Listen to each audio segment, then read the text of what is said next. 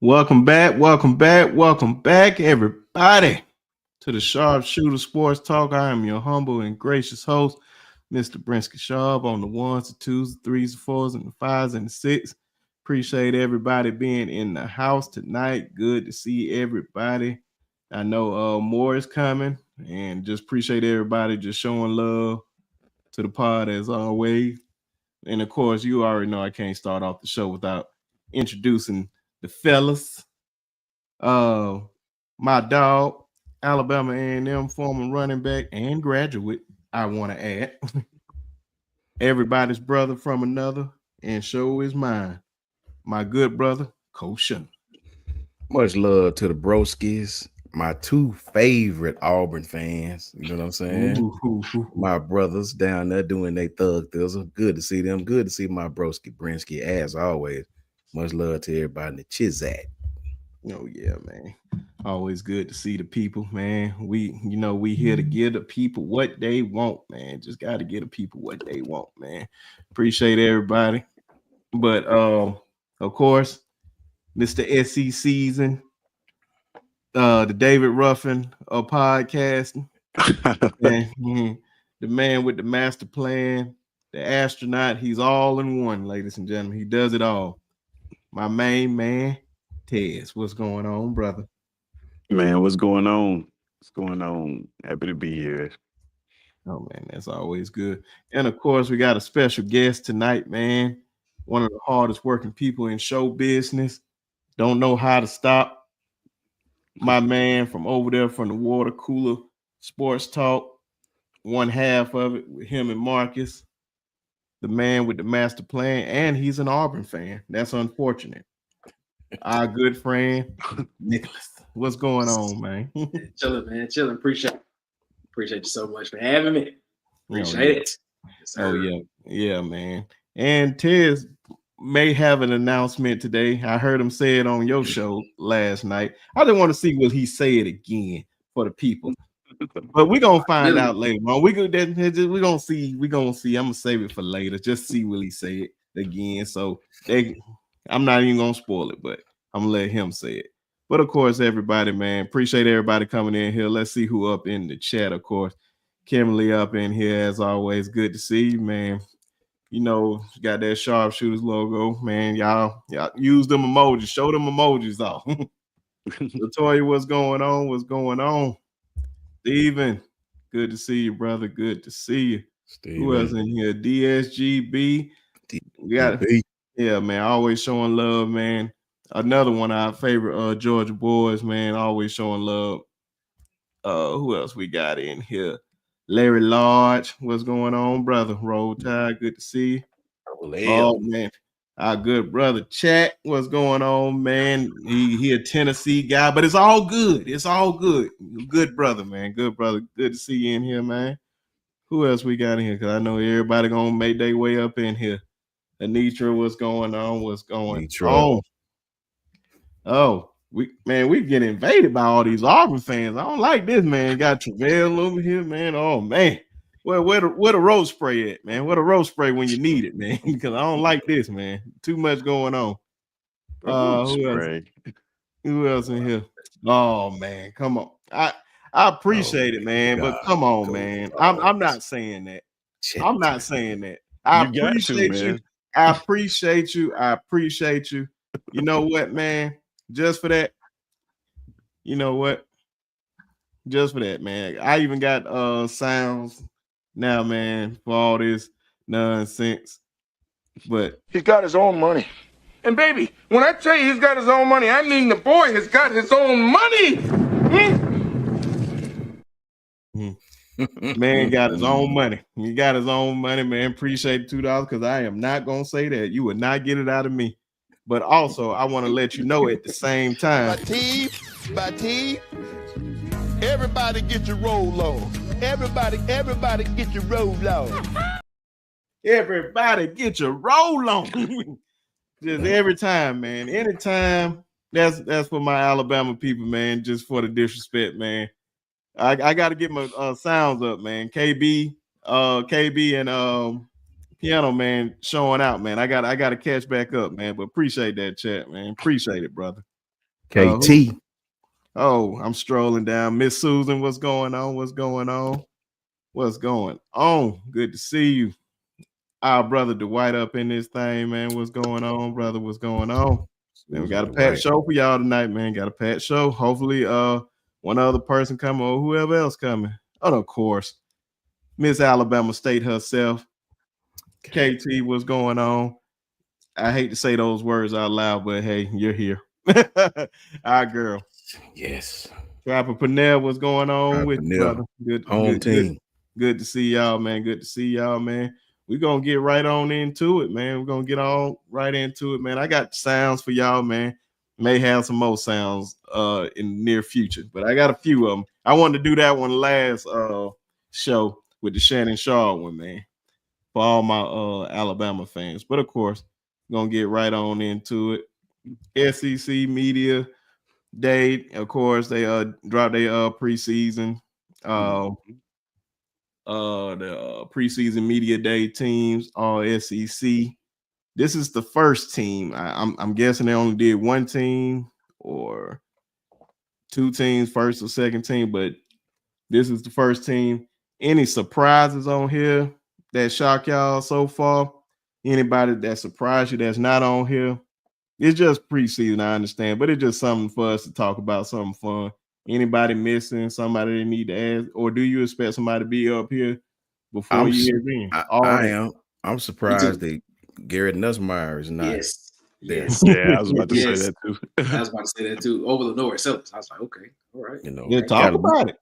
Got much love for Lenore, don't get me wrong, but Garrett Nussmeier was the best quarterback in our league last year. Men lie, women lie. Numbers certainly do not. Yeah, they don't. And he was the best QB in the league. I mean, it's just what it is. But Lenoris was the most dynamic quarterback in the league. If you're looking for a Jalen Milroe clone that had a better intermediate ball, that's Lenoris Sellers. Don't think he had a better deep ball. Didn't think they used him like they used Jalen Milroe. They used him more to his strengths. So I get it. You know, he may have a better year. Who knows? I just don't think he's a better NFL quarterback. Nicholas, what you think? I agree. I agree with you? Yeah, that low key surprised me because I think Garrett Nussmeier was second team all SEC quarterback. Ended up in preseason. When I saw it, I said, "Man, what?" I said, "Okay, all right, I guess." But yeah, that was surprising, and I gotta say it, man. Not having second chaplain on first team, man, kind of threw me off for a little bit, man. I know he coming from the ACC. I know people be like that, but I'm just saying, dude hadn't allowed a sack, or only allowed like 1 or 2 sacks his whole college career, man. I'm like, okay, still, man, you saw what he did in the ACC, man. Coming over here, come on, man. Who did you say, Nick? Xavier Chaplin. Okay. Transfer from Virginia. Yeah. They got him on a lot of draft boards right now. Essentially like second round type guy. But he could play his way into the first round. But not seeing him there. I mean, legitimate size, got legitimate NFL tackle. I was surprised not to see him, on the first team, second team, or third team. So I mean, he made the third team, but I mean, not first or second. So that was interesting. After Ted's go, I got a question for the chat. It's gonna be one of them real questions that might make you mad. Double L said no Alabama defenders on the first team. I got a real question for y'all right after Ted's go. All right, so I got pretty much the same thing y'all said, man. I would love to see Garrett Nussmeier at quarterback. I like Lenore Sellers, but I think just like Coach Sean said, Nussmeier was the best quarterback in the league last year. Thanks. What kind of sticks out to me is I see they lumped defensive backs all in the same category. I'm kind of looking at it. So what they're saying in a nutshell is that Dalen Everett and Jamon McCoy are the two best corners in the SEC. I don't know if I believe that. I agree with you there too. I don't know if I believe that. I don't know. Like I think you can put corners from Alabama there. You can put corners from Auburn there. Like I like Jamon McCoy. He's a physical cornerback, but I don't know. He left a little bit to be seen. He missed a lot of tackles. He did. Dalen Everett, I feel like, is getting the Georgia bump.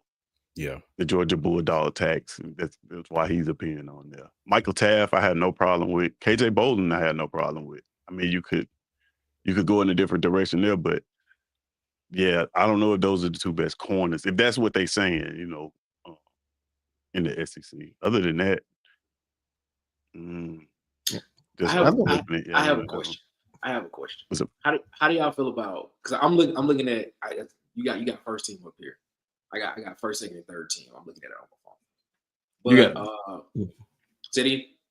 No, go ahead. My fault. No, I was just asking. When you're looking at running backs, right? How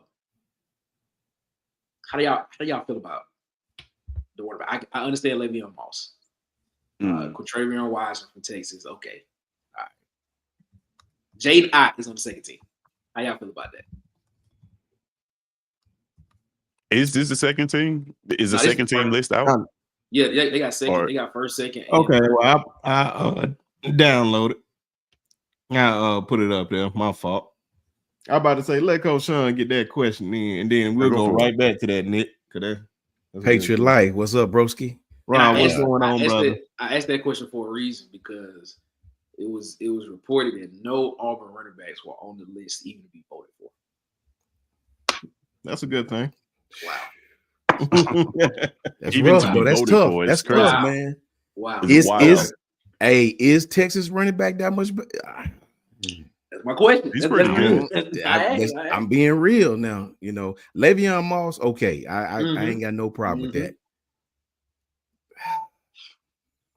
But you can ask your question, Coach Sean. Oh, I'm sorry.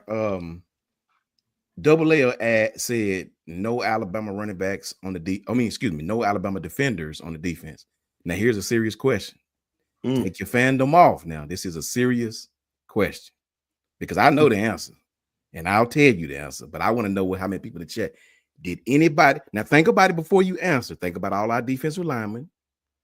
Think about our two middle linebackers that was giving up passes left and right. Think about in the secondary. Xavier had a good year, but he got burnt like a crisp on several plays. Did anybody on our defense play to the level to be on that list last year? Any one individual? Really think about it before you answer. If you could name, I seen Travis said Tim Keenan. Tim Keenan wasn't even the best defense, didn't even play the best on defensive line last year, bro. It was a young guy, believe it or not. Who on the defense played good enough at an all SEC level last year? Give me one. I want to hear what the chat got to say. One individual. Give me one. I got my brother Travis Pennell say that. I tell you this, Jordan Renard played better than Tim Keenan did last year. He did. Mike so Jones did Jeremiah Beeman. The whole defense should have been on Mike Jones said the money. But he couldn't. He could. Well, yeah. The money. If you're talking about a grade out, the money probably played the best on the defense. Real stuff. He probably graded out better than anybody else. But here's the bad part.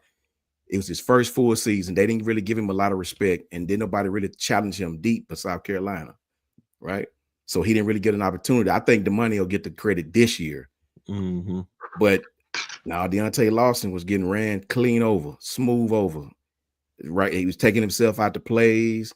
He didn't have a good year last year, bro. He did not. Deontay Lawson did not have a good season last year. He'll tell you that himself. Look at his stats last year compared to the first 2 years. Bray Hubbard came on at the end of the season after my man got hurt. You know what I mean? And even Bray's great. He's a box guy. He's great. I don't trust Bray out there on the hash by himself. You know what I'm saying? Who on the defense played at an all SEC level by himself last year, outside of maybe Damani Jackson? I'll tell you. Go ahead.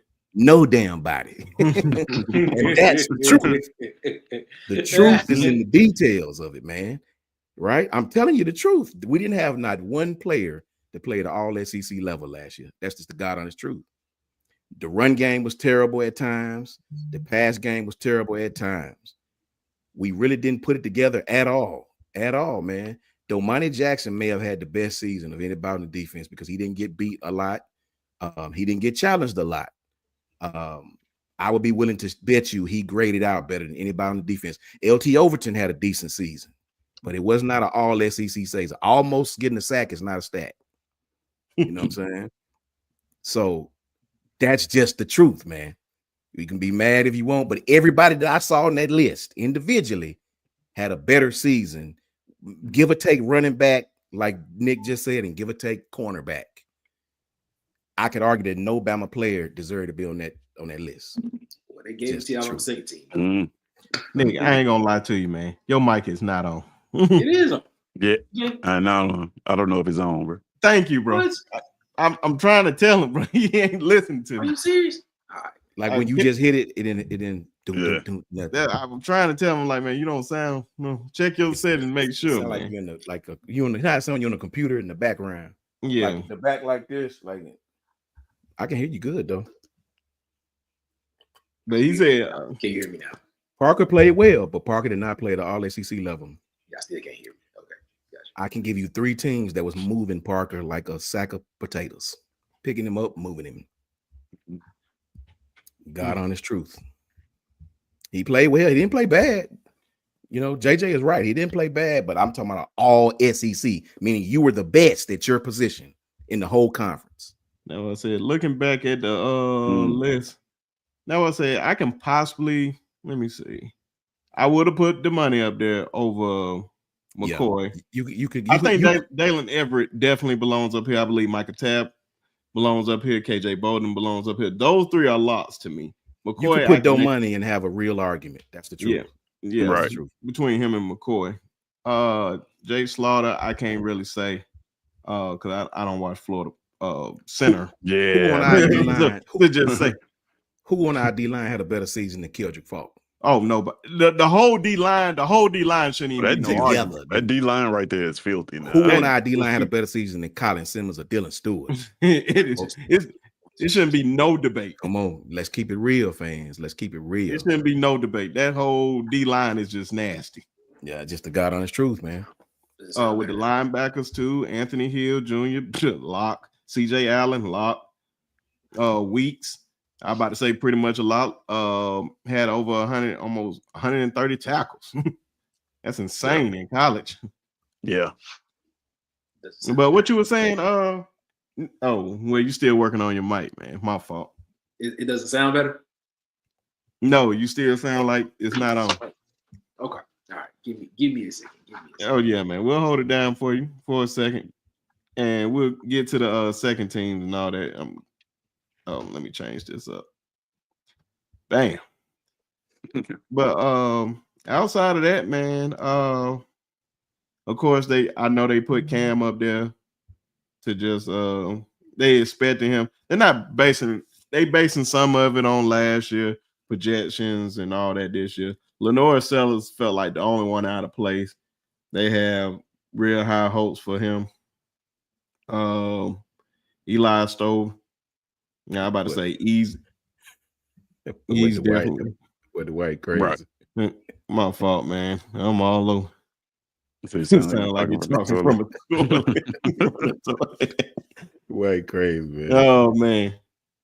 But yeah, man, I agree with you for the most part, Coach Son. Now I said, tell me if I'm wrong. I could be easily wrong. Please tell me. Give me somebody. Deontay Lawson. I've seen Deontay Lawson. I've seen who else? Give me somebody else. Give me somebody else. And we got to say, Coach Sean, if only if Ty goes bust or injury, which quarterback do you see taking over? Ooh, that's tough, Steve. Great question.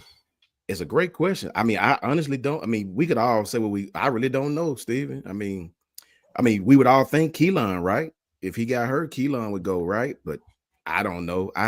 We just hadn't seen enough to really give you a educated answer. I really don't know, Steven.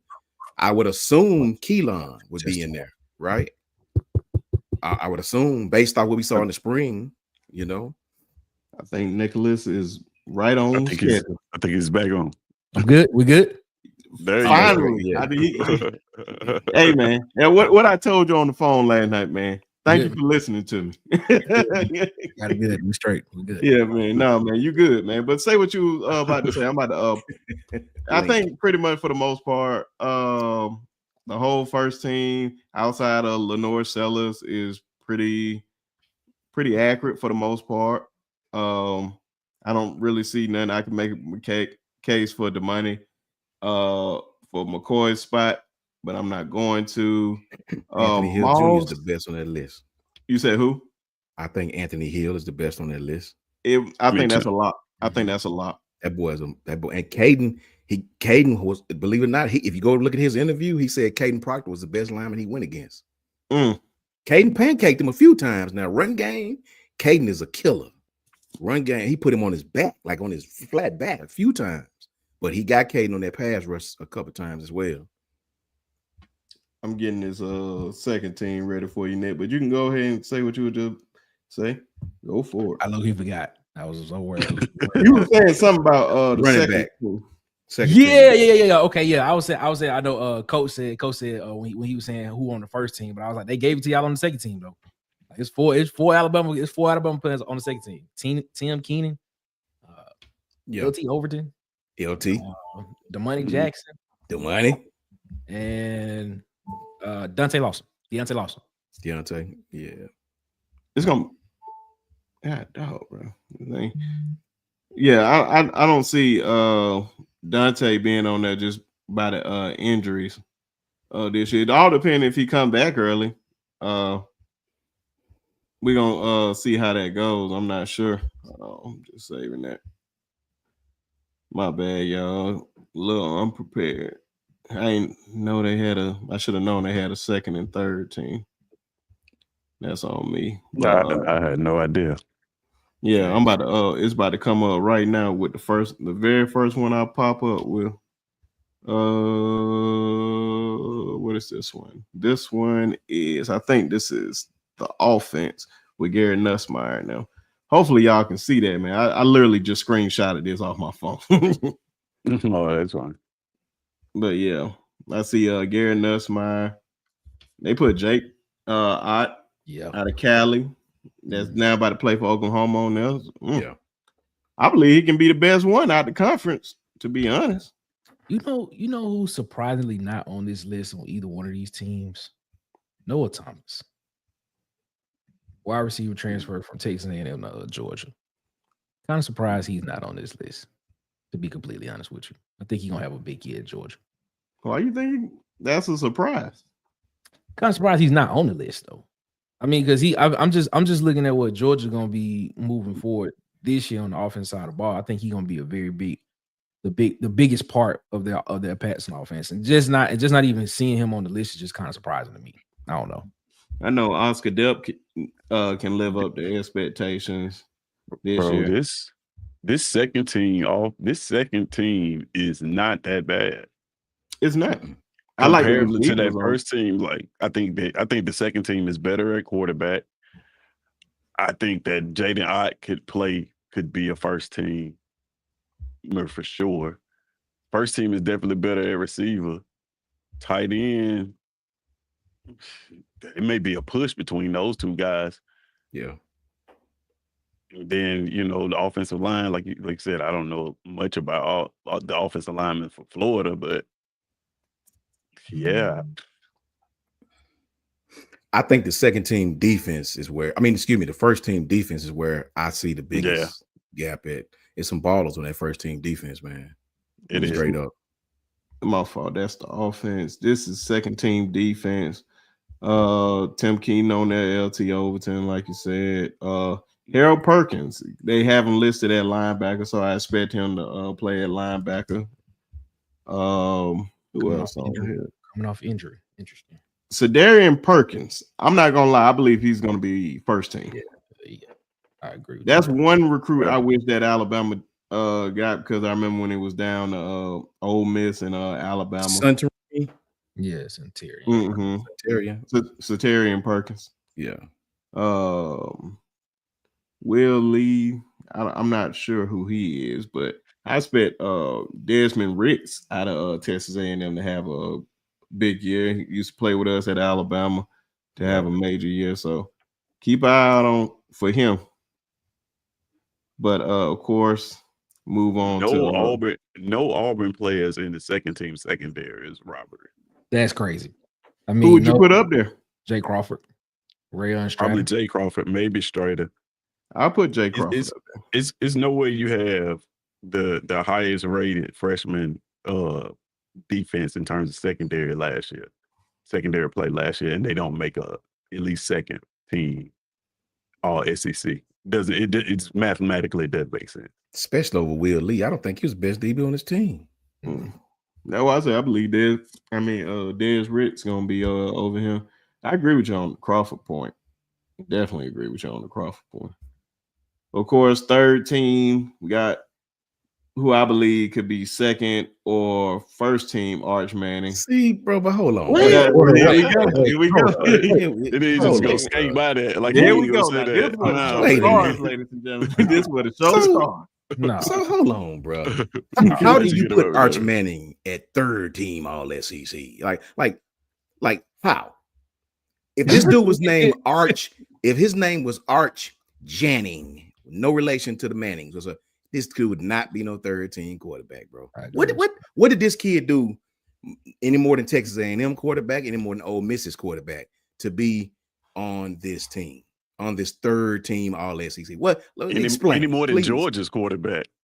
Yeah, like please make me understand. What did he do to be a third team All SEC? What? He was born he got lucky. Born in the right family. Born a Manning, man. That's what he was. He was a Manning. I believe man. A Manning, he has that Manning arm and he can run. What is a Manning arm? I'm just curious. He has that Manning arm. That's what I'm gonna call it. That Manning arm. He can throw the ball. Right? He got a Manning very arm. accurate. He's very smart with the football. Anytime I see him go out there, man, he seems like he knows what he's doing. Now he's about to be in command of the offense with not one of the best play caller in all of college football. So you would rather have him up there than DJ Lagway? I wouldn't. Who I saw all out. But the thing is, DJ Lagway doesn't have the weapons that Arch has. Okay. You rather have him over John Matisse. Yeah. You got the best play caller in the conference. Not in. Let me rewind again. Not, in the all I've seen DJ do it. But that doesn't come into play on these lists, man. They're not looking at him saying he got weapons around him, so we gonna put him on there. I don't know. I saw DJ Lagway ball out until he got hurt. I saw it. That's cool. I respect. I saw Eli. Not Eli. What's his name? Arch. I seen Arch play in 2 games, and he looked average as hell against horrible competition. ULL. He threw a horrible pick against what was it? Was it Louisiana Monroe? It was a horrible team he got in. I'm not saying he did some good things too. Now I'm not saying that he was all bad, but I'm just saying he didn't. When he got in the game, Lagway. John Mateer. That's what I'm saying. John Mateer. Come on. Yes, John Mateer. What did he do? He done it in the Pac-12. I don't know what he's going to do in the SEC. You can say the same thing for Jay Knott. Same thing, but I believe he's a tough runner. I believe he can throw that football. I mean, John Mateer had 800 yards rushing last year. Running back really don't change. No matter where you go from like college to the NFL. That's probably like the easiest position that can translate. And John Mateer coming with his offensive coordinator. Do you think his offensive coordinator is better than Steve Sarkisian? This shouldn't even be a thought. Interesting question. No, it should be a thought. It could be a thought. Okay. You mean Ben Arbuckle? Yes. You think he's a better play caller than Steve Sarkisian? Man, you said play caller is a different coordinator. Ben Arbuckle's offensive system is pretty good. Like it's not. You got pretty good versus great. Sarkisian is a great play call. I give him that. But like you're talking about offensive systems, man. If you put Arch with Ben Arbuckle, he'd be successful. Like you know what I'm saying? We're not. It's a lot closer than you're probably thinking. I'm not saying that he is not good, man, but we got to be real, man. He's not Steve Sarkisian. All I'm saying is just as much unknown about Arch Manning as it is about almost every quarterback in the SEC. Except is Arch Manning a better quarterback than Jackson Arnold? I seen DJ Lagway. Yes. What? Wait, hold up. Wait. Would Arch Manning have won that game against Alabama, that Oklahoma-Alabama game? Bro, Steven Garcia beat Alabama. Guess what? Johnny Manziel lost to Alabama the second time.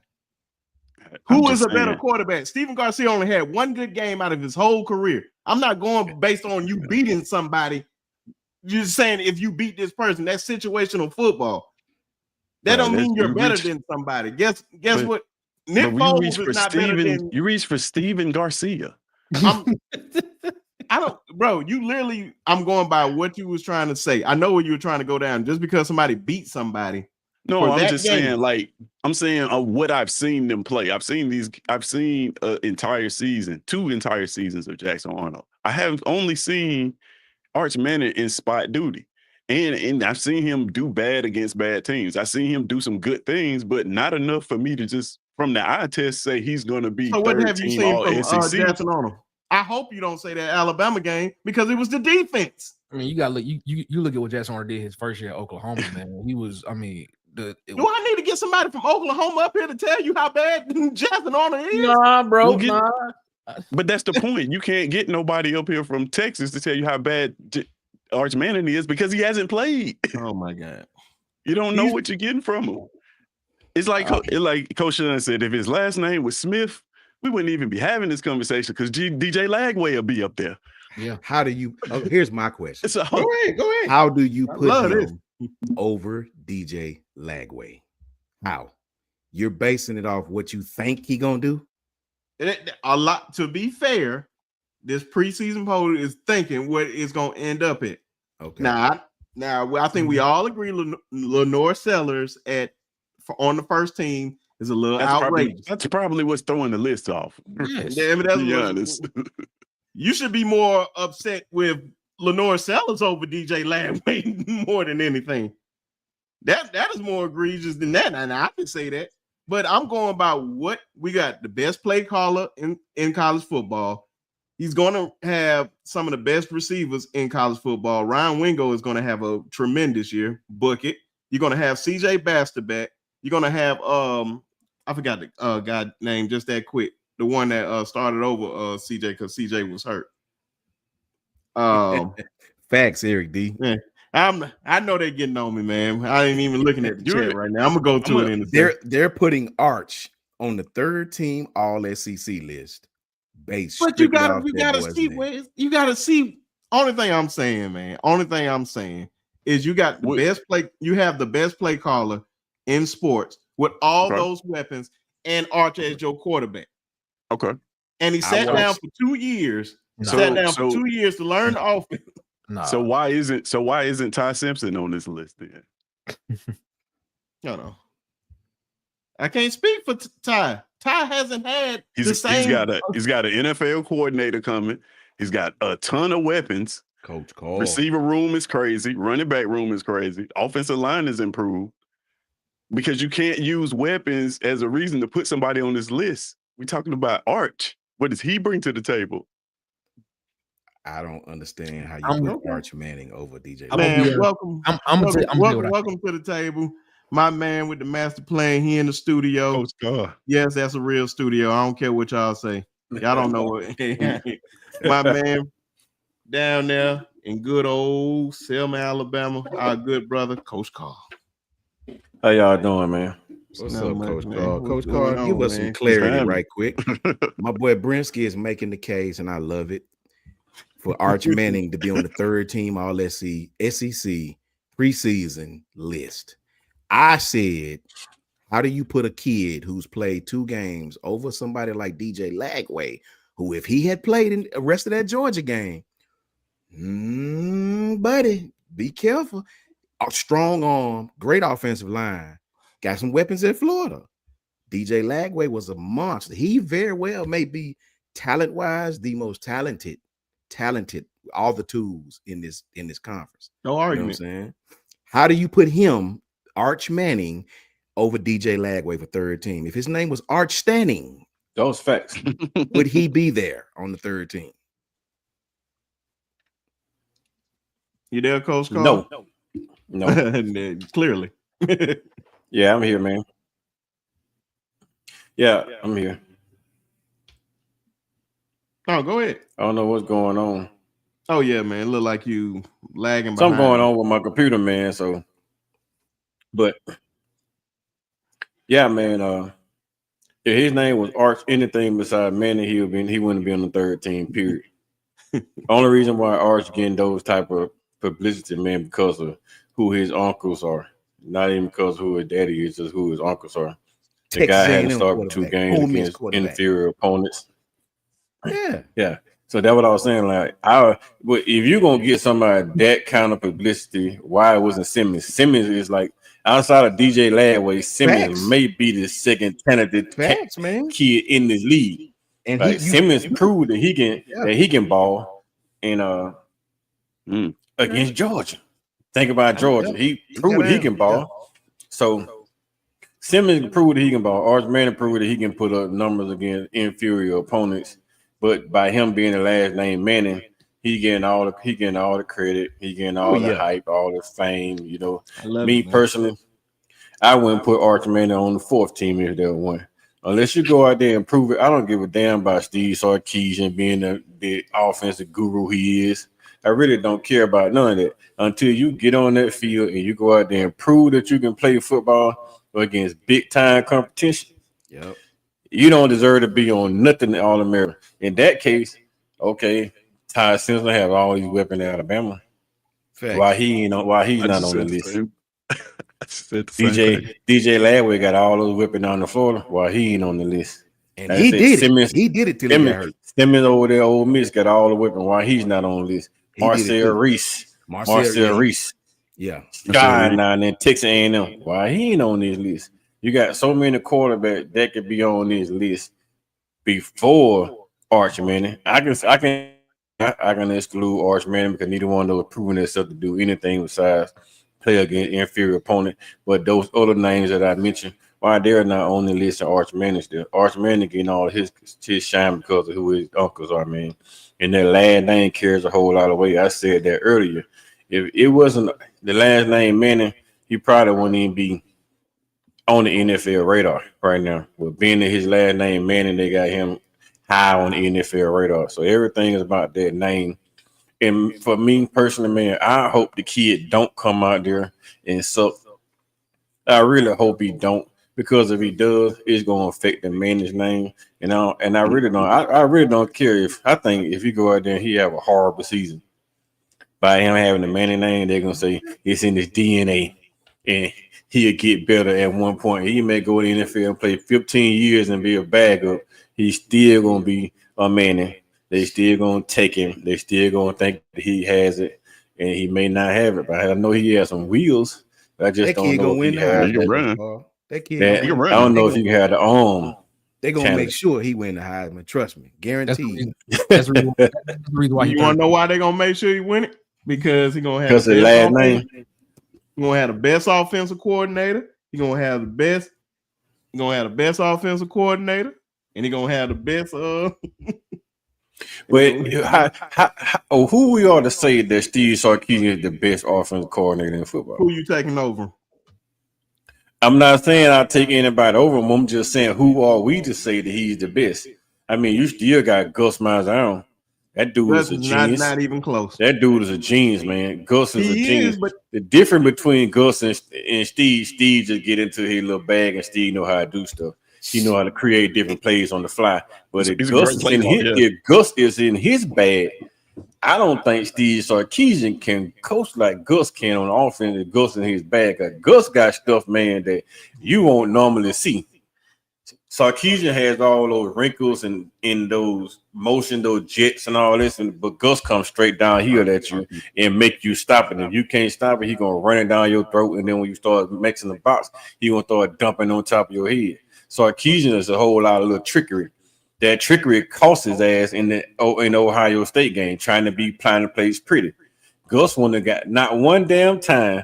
Yeah, mark my word, Ted's gonna contest it. Not one damn time Gus would have got pretty inside the red zone against Ohio State.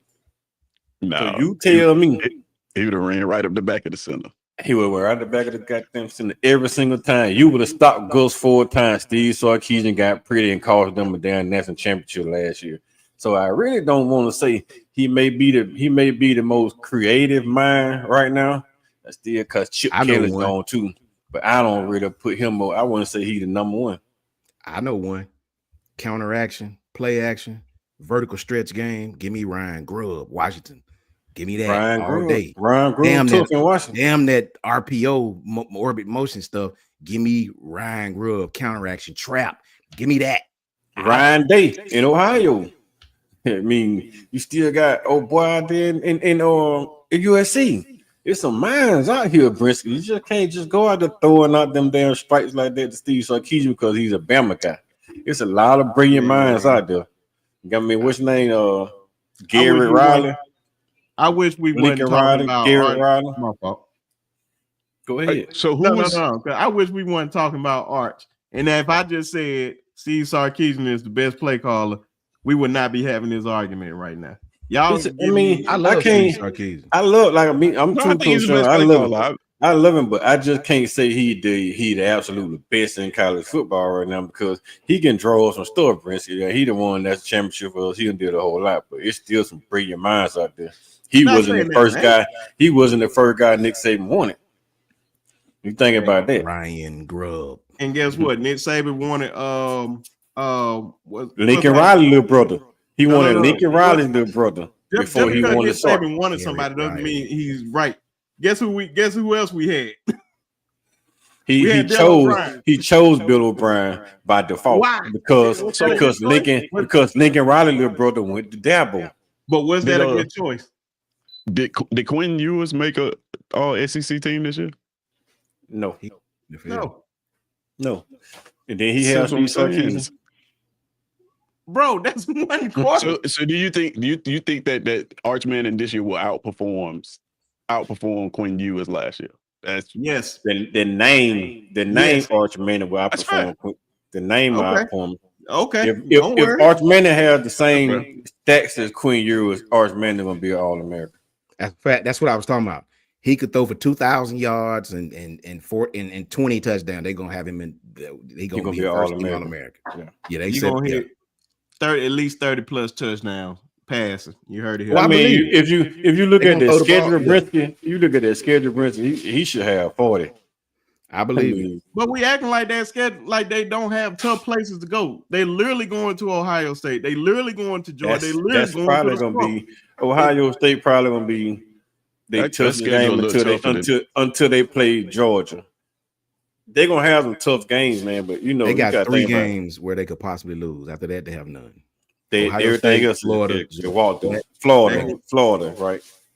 And everything else is basically a walkthrough. So we calling the Red River Shootout a walkthrough now? If damn Texas defense shows up, it's a walkthrough. They got the better defense.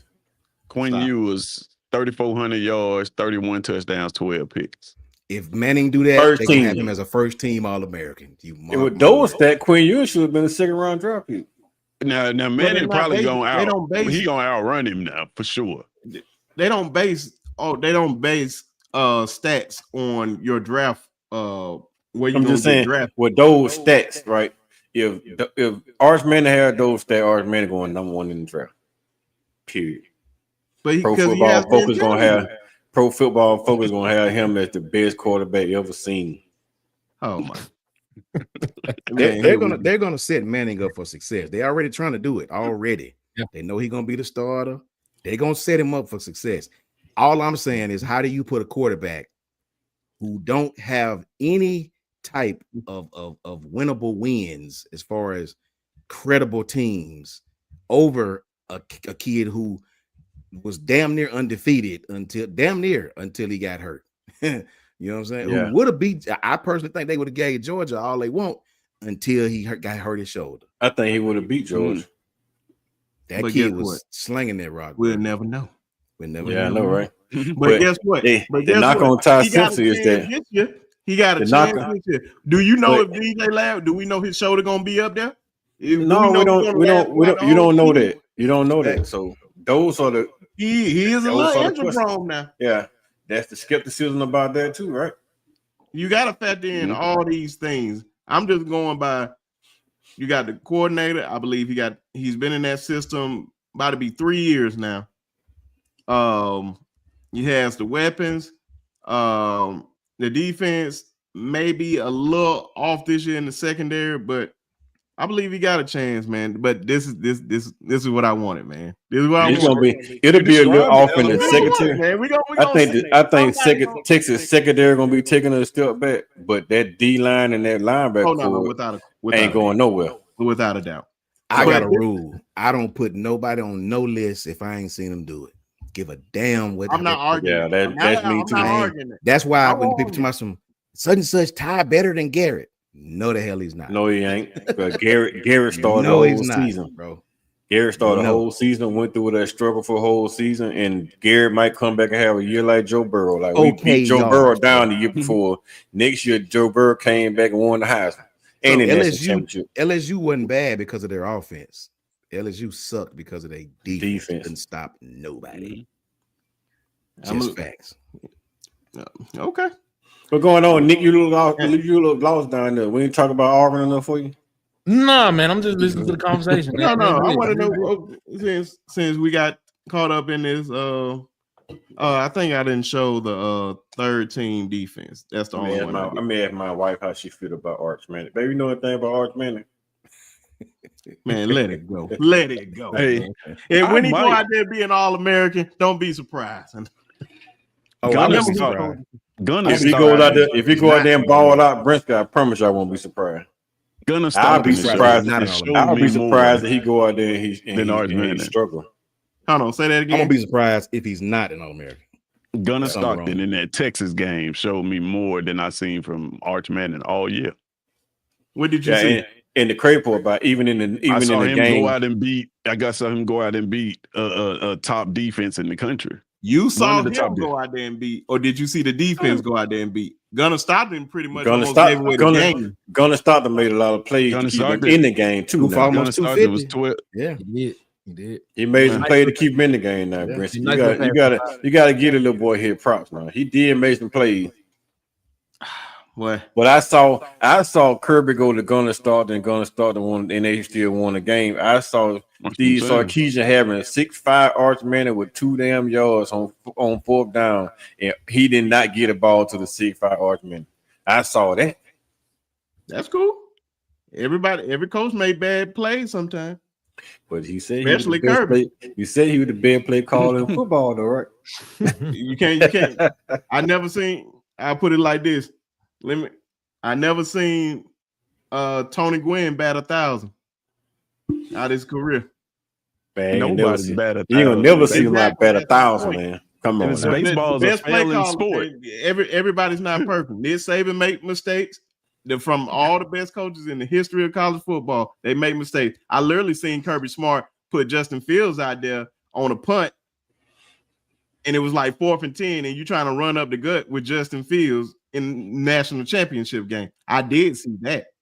Does that make you a bad coach? It wasn't a run up the gut. It was a damn supposed to been a Cam Newton play. He's supposed to fake run up the gut and then throw the ball, but Justin Fields took off because all he knew how to do is run. Man, stop it. That's what it was. Like Kirby literally said it's supposed to be a fake Cam Newton play. He's supposed to hesitate going to the line of scrimmage and throw it. Now you throwing my boy Kirby on. Now you saying my boy Kirby threw my boy under the bus, man. I'm not having this controversy. It's controversy. He said it. He said it. But you put a freshman out there, man. I mean, crutch shine like that. Shit happen. All freshmen ain't built like two. Let me ask you this, Nick. Since I haven't mentioned a few Auburn guys. Is anybody else on Auburn team that y'all believe should be on here? On the list? Yeah. On either team? It don't matter either team. You got Keldrick. You got. I think Keldrick should be the only one on the list outside of Bro. Yeah, you on the defense, right? Yeah, it don't matter defense, offense. I mean, I think you got Chaplin. You got Chaplin and Lou on the third team. You had Cam Coleman on the second team. I'm just trying to think about who on the second team you potentially could put there. I think Cam on the first. Cam on the first. I think who can put on the second team offense. I don't know. Defense is if first year players are going on their first time in the conference, you got to mention Eric Singleton. Yeah. What about the linebacker? What's his name? Read it. Did he play really well to be on third team? Nah. You think Cam Coleman is is top 4 in the SEC on receivers? Yeah. In the SEC? Yeah. Probably so. Kevin Coleman in Missouri. Nick Anderson at LSU. It's a couple of SEC receivers. Hold on, we had them up here. Hold on, Ryan Wingo, Aaron Anderson. Not better. Now, Anderson ain't had a production of Cam Coleman. Yeah, but is he better? Eric Singleton may be better than Cam. Yeah, Eric Singleton may be better than Cam. Now Singleton better than Cam, but I don't even know about that. I just think I think he's good. Potentially, why skill wise, Cam is better. Cam's a big body. Eric Singleton, you're talking about probably maybe the fastest player in college football. I do about 4.2. Yeah, this is first round talent probably. If he has a productive year, he gonna go to the combine and put up a number like that. Like he gave Georgia hell. Yeah. I think he like a 4.1. He hasn't done it in the SEC. So I'm always with the dreads that was catching all that stuff in the Georgia game. Yeah, that somebody else. Mm-hmm. That was him. No, that's him. Okay. That was it, man. He hasn't done it in the SEC, so I'm always as the closest thing you're gonna get to the NFL is that SEC football. Can he do it there with? I think Haynes King is a better quarterback than Jackson Arnold, but Jackson just moved over to where Hugh Freeze at, I believe. Hugh is a better coordinator. Well, of course, he's an offensive guy, and Brent Venables is a defensive guy. And I believe he's going to be put in situations to make plays. Like Coach Sean said, I believe he's going to play a lot better than he played at Oklahoma. I do agree with that. I just don't see you guys. I could be biased, but it's like F Auburn all the time. I hope you lose to Baylor by 30. See, some people think because he a big body, he's supposed to play the X. It's a lot of big body receivers that can't play X, can't get off the press. We talking Cam?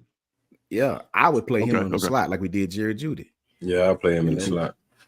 And that big rascal gonna give somebody a problem.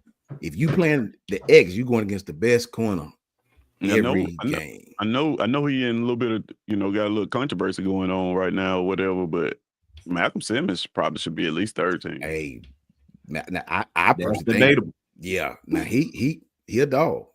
I was gonna say that earlier about if I forgot it. I got wrapped up in the conversation and forgot. That's a fact. Now I said, man, I had to get off the first team All-American Heisman Trophy winning Arch Manning. I believe it. Hey, I'm with Prince. That 1,000% facts though. You're gonna probably win the Heisman. It's already written, bro. If that man go undefeated, man, get that man the Heisman. Nick, if he go undefeated, it's already. I don't written. think he going on. I can't see him going undefeated though. No, I don't think so. Make sure that kid gets some glory. Trust me. If he come out of that pocket scrambling Ohio State, I think Ohio State gonna deplete him. The Manning family is they love to heat up there.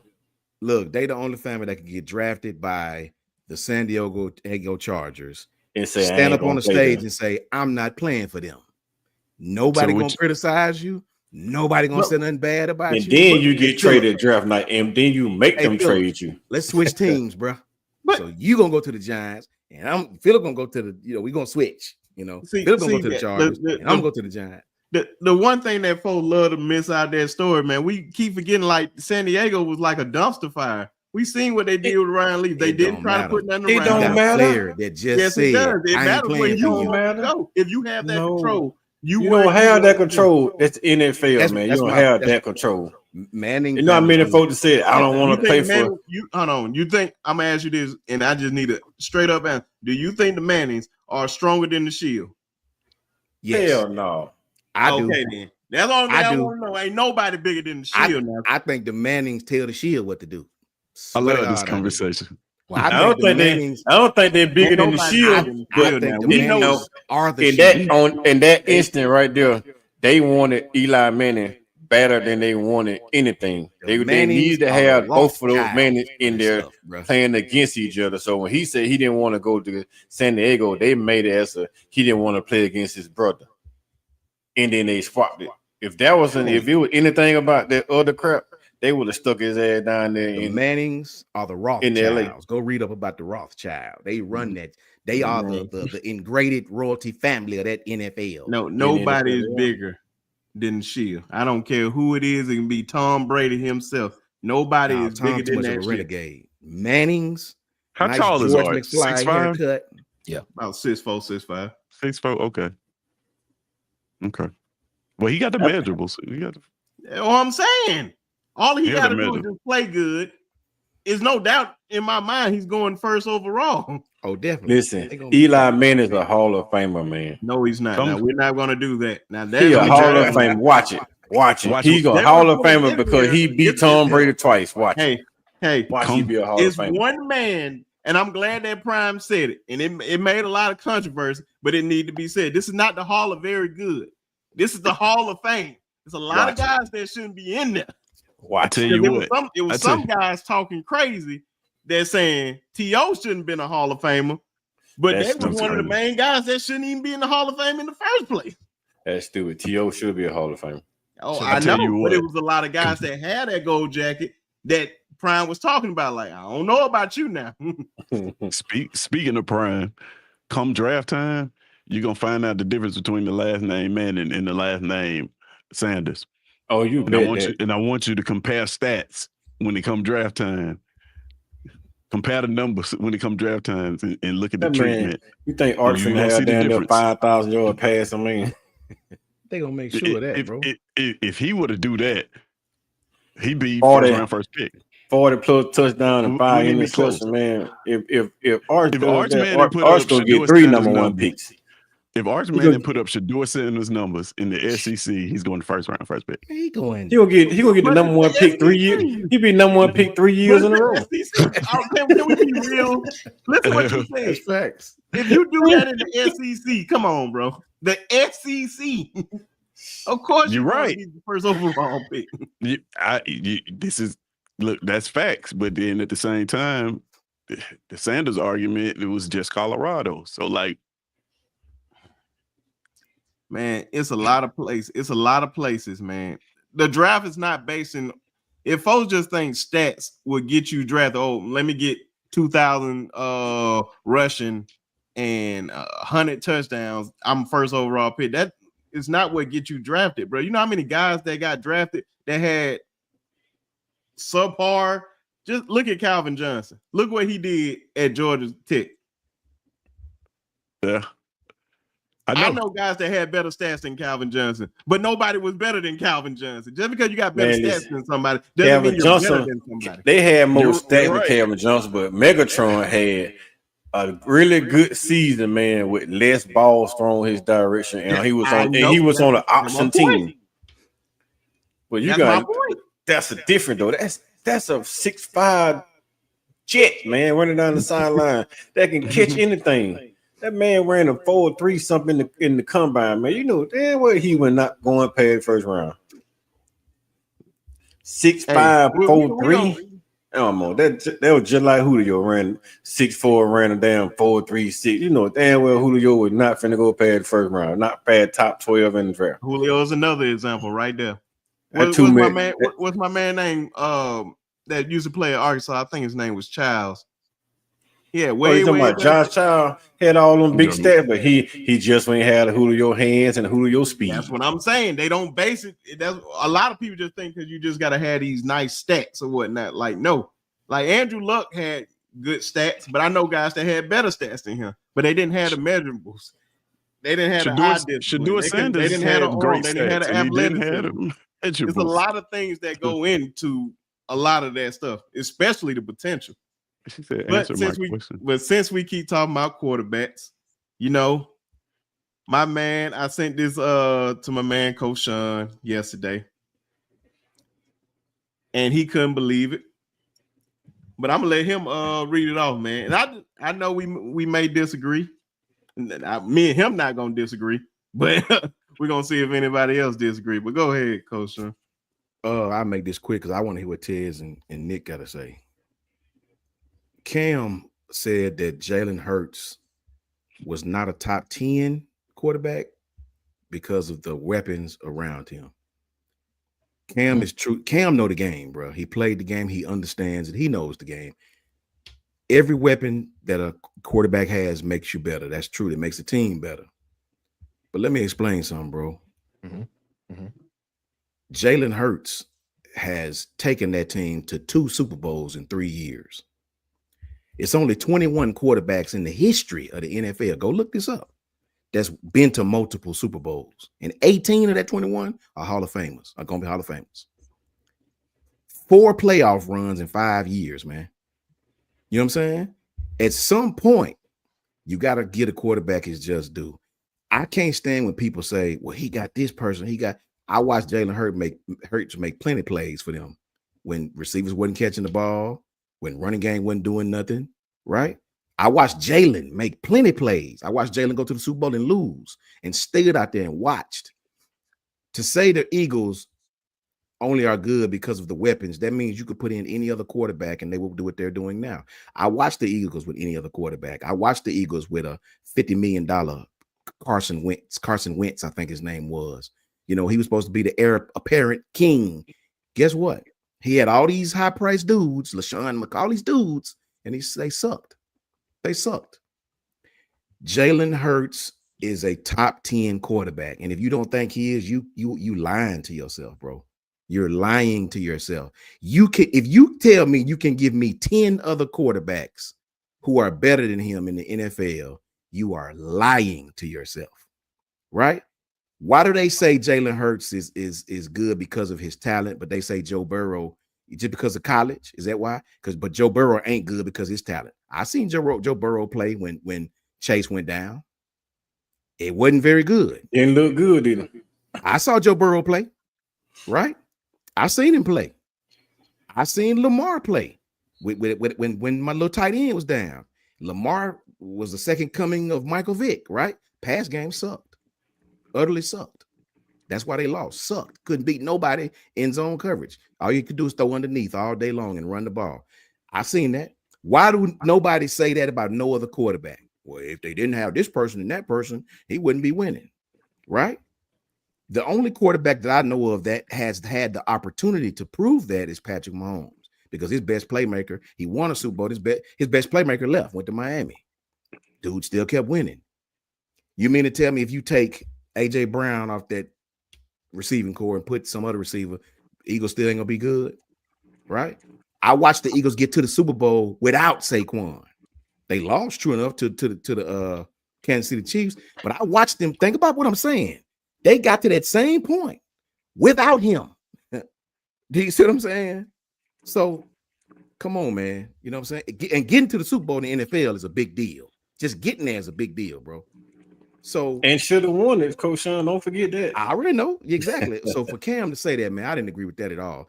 And it took me back to what Brinskey sent me on the interview. I'm like, why would Cam say that? Cam know better than that. He knows. But I saw this interview that Brinskey sent me, and I was like, So I seen stuff, and you know, Cam. What I like about Cam, he keep it real. He'll tell you later. I said this because I wanted the clicks and views. That's what it's about. It's entertainment. He'll tell you. He say stuff to make us watch, to make us look. But to say Jalen Hurts is not a top 10 quarterback, I want you to give me 9 others right now who better than him. Anybody in the chat, anybody on this panel, give me 9 QBs in the league that's better than Jalen Hurts right now. I want to hear it, please. I would love to hear from. Give me 9. Give me 9. Wait. Well, he said he went top 10, so give me 10. That means 10 better than him. Give me 10 quarterbacks in the NFL that's better than Jalen Hurts right now? Give me 10. He said he wasn't top 10. So that means you're 11 or 12. So give me 10 quarterbacks who's better than Jalen Hurts right now. I'll wait. I know of probably 4 that I would take, probably him 3 or 4. 10 FOH, bro. FOH. That's a lie, bro. That's a lie. I want somebody. I'm everybody. Okay. All right. Say how you feel, man. Yeah, I'm gonna say how I feel, but I was trying to in my head and I came up with 6. But I came up with 6. I was trying to, and after those 6, I was trying to. While you was talking, when you first said it, I was trying to kind of, differentiate, maybe looking at, Give me 6. All right, let's go 6. Let's go Patrick Mahomes. Let's go. Okay, hold up. I always want to put parameters around this. How are we grading this? Are we grading this? Are we ranking this off of just pure talent? Are we ranking pure talent? Man, you know who it is. 10. Pat Mahomes, he said he was not a top 10. Talent, leadership, and the fact that they're a winner. Let's go. Fact that they're a winner. All right. We're gonna go Patrick everything, Mahomes. Literally everything. Okay. We'll go Patrick Mahomes 1. Okay. Joe Burrow. Well, not in order, but Patrick Mahomes, Joe Burrow, Josh Allen. Okay.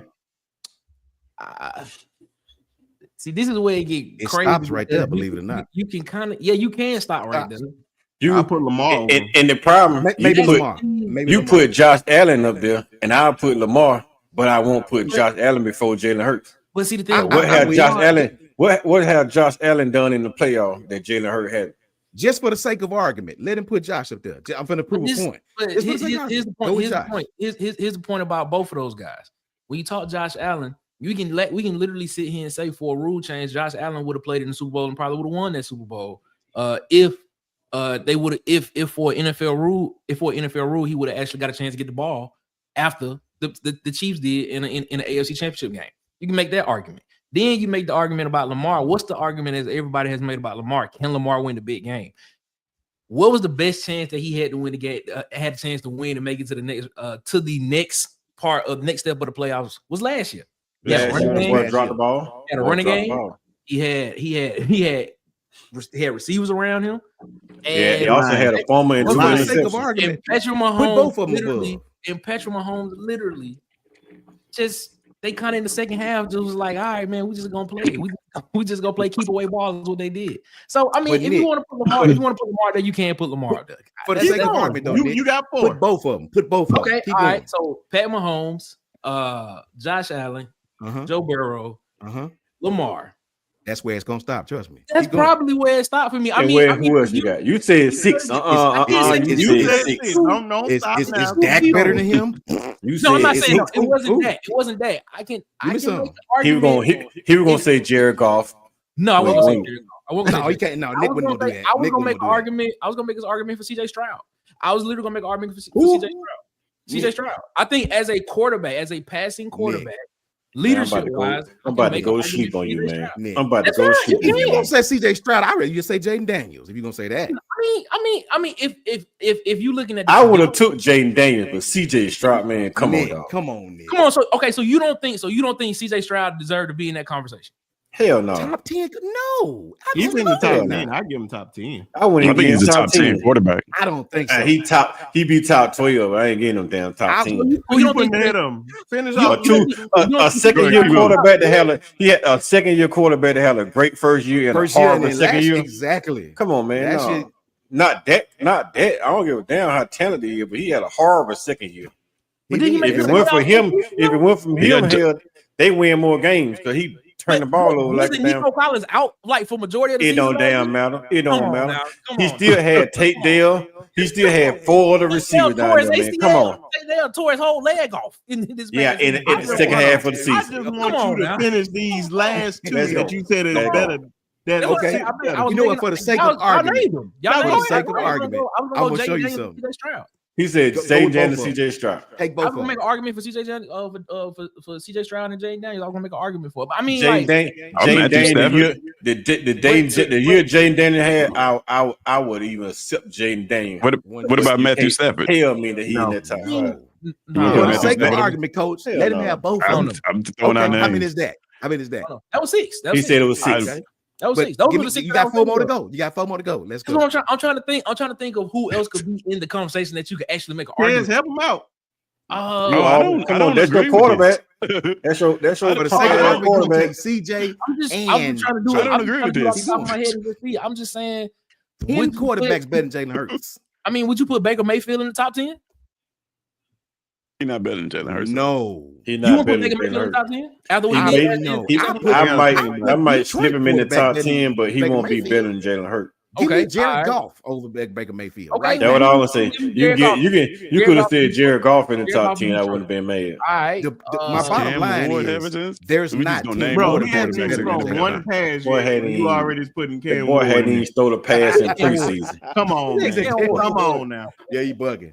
But Listen. but to the point, but to the Cam Newton point, man. I understand. I don't agree with what Cam said. I just did it just to try to see if there was people. You know, Right. Okay, let's get this first one out. Do anybody on here agree with Cam? No. Hell no. Okay. No, Not at all. but if I were to try to,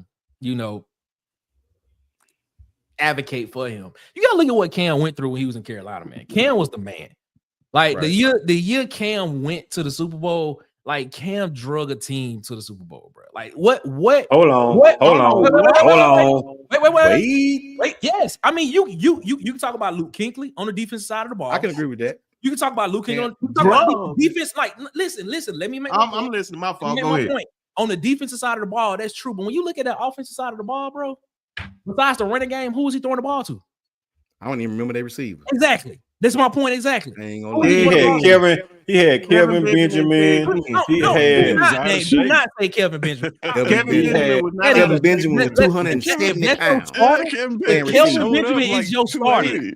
He had the 2 tight ends. He had DJ Shockey and the other tight end that came out of Miami. You got Greg Olsen. He had Greg Olsen and DJ Shockey. He was the other running back. I'm with Nick on this one. I'm with Nick on this one. Come on, man. He had Greg Olsen, who was his number one target, and he had a running back and Jonathan Stewart and him on the offensive side. Don't forget about D'Angelo Williams now. He had Stewart and Williams. Was just prolific. Let's not do Stewart and Williams, man. Let's not do that, bro. Come on, man. Let's be real about that. Hey, Be real about that, many quarterbacks that could have done what Cam Newton did in that offense. Like, we can name the names, but he did a lot. He did a lot on offense. He He did a lot on Great offense. offensive line. He But acted you like he can't didn't say. have a great running game. He had a- He was 65% of the running game. Hold on, this is your team. This is your team, right, Nick? He was 65% of the running game. What are we talking about? Why, Nick? Why, Nick? Nick? Answer this, Nick. Explain to me why he was 65%. Hold on, Because he's Coach. 6'5", Answer 250 Answer this, Nick. Is that your team? Is that your Yes, team? Peppers on my team. That's the reason why I If know this this. is your team. Why, if that team would have beat the Denver Broncos in the Super Bowl, would that defense be considered right up there with the 85 Bears, the 2000 Ravens, the 2002 Bucks? No, they would not, because the 2000 because they led in every defensive category. Now, They led the NFL in every category, offense and defense. I'm gonna make a point right here. The Ravens went 5 weeks without scoring an offensive touchdown in that Baltimore with that Baltimore defense that year. Do you think without Cam at quarterback, with him not able to score a single touchdown in 5 weeks, that defense could have won at least 3 of them games? Let me ask you this: was it the Come on, man. Let's be real about this. Let's be real about this, man. Hold on. Was it the defense fault that they lost the Super Bowl, or was it Cam Newton? It was a team effort. They couldn't block Von Miller. It was Cam Newton rolling on the ground like a camera rolling on the ground like a baby. They couldn't block Von Miller. They had no answer for Von Miller out there. That's why they lost that. Crazy. Coach Shaw, you seen that? How many touchdowns I did. he scored? That 6'5" boy rolling on the ground like a baby, man. My But wife, I gotta agree with my I wife gotta agree called with Nick down on Cam this one, Newton though. road That kill. He team was rolling on the Like ground like a defense baby. wasn't superior. You sat here naming 85 Bears. You sat here naming Ravens. 85 Bears. That's who you put it up against. I wouldn't compare them with the Bears and the Ravens, but that defense was they had the number one defense in the league, man. I'm not saying they did. would be. They did. I'm not saying number one defense in the league. I'm not saying they would have been 2. I'm not saying they would have been 3. How long? The NFL has been in existence for over 100 years, if I'm not mistaken. Yes. Been over 100 years. And if your team is considered top 5 defense to ever play this game, you telling me that defense wasn't going to be up there? Nobody could not score on them. Even the Denver Broncos couldn't do nothing to them in that Super Bowl. But you know who ruined it? Yo, Cam. Superman doing all that stuff. All you couldn't do nothing. Cam ruined it. Cam ruined it. He said and just made the statement that Von Miller was the man that wrecked that whole was dude on and Von Miller got that one sack and Cam started fussing at that tackle and that tackle said, "Okay, you keep it on." And then he just kept on beating him. Cam fussing at that tackle and that tackle let Cam ass got laid up and he started rolling on the ground crying like a baby, a 6'5" baby crying. He's so horrible playing ass in the Super Bowl. He want to talk all. We going to talk all that smack. Come on, man. What did Jalen Hurts? Rich can make the point about the defense. The great point. Yeah, it's a good point. Answer this point. Was that a great team? No, it was not a great team. I don't think so, bro. You can't go 15-1 and say you. Bill Parcells has said it. Okay, so let me ask you this question. Was the Auburn 2010 team was a great team, or did you just have 2 great players on the team?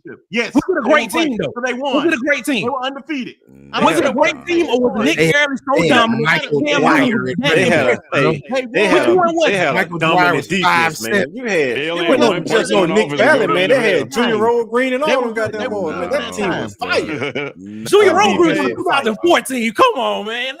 Man, Junior Rose, man, that defense was fire, man. They had a fire defense. The 2010 team was fire. The Auburn 2010 team was fire. That defense was fire. That defense was fire. This is what I hate because Auburn's Auburn's 2010 defense was fire when they gave up 40 points to Arkansas.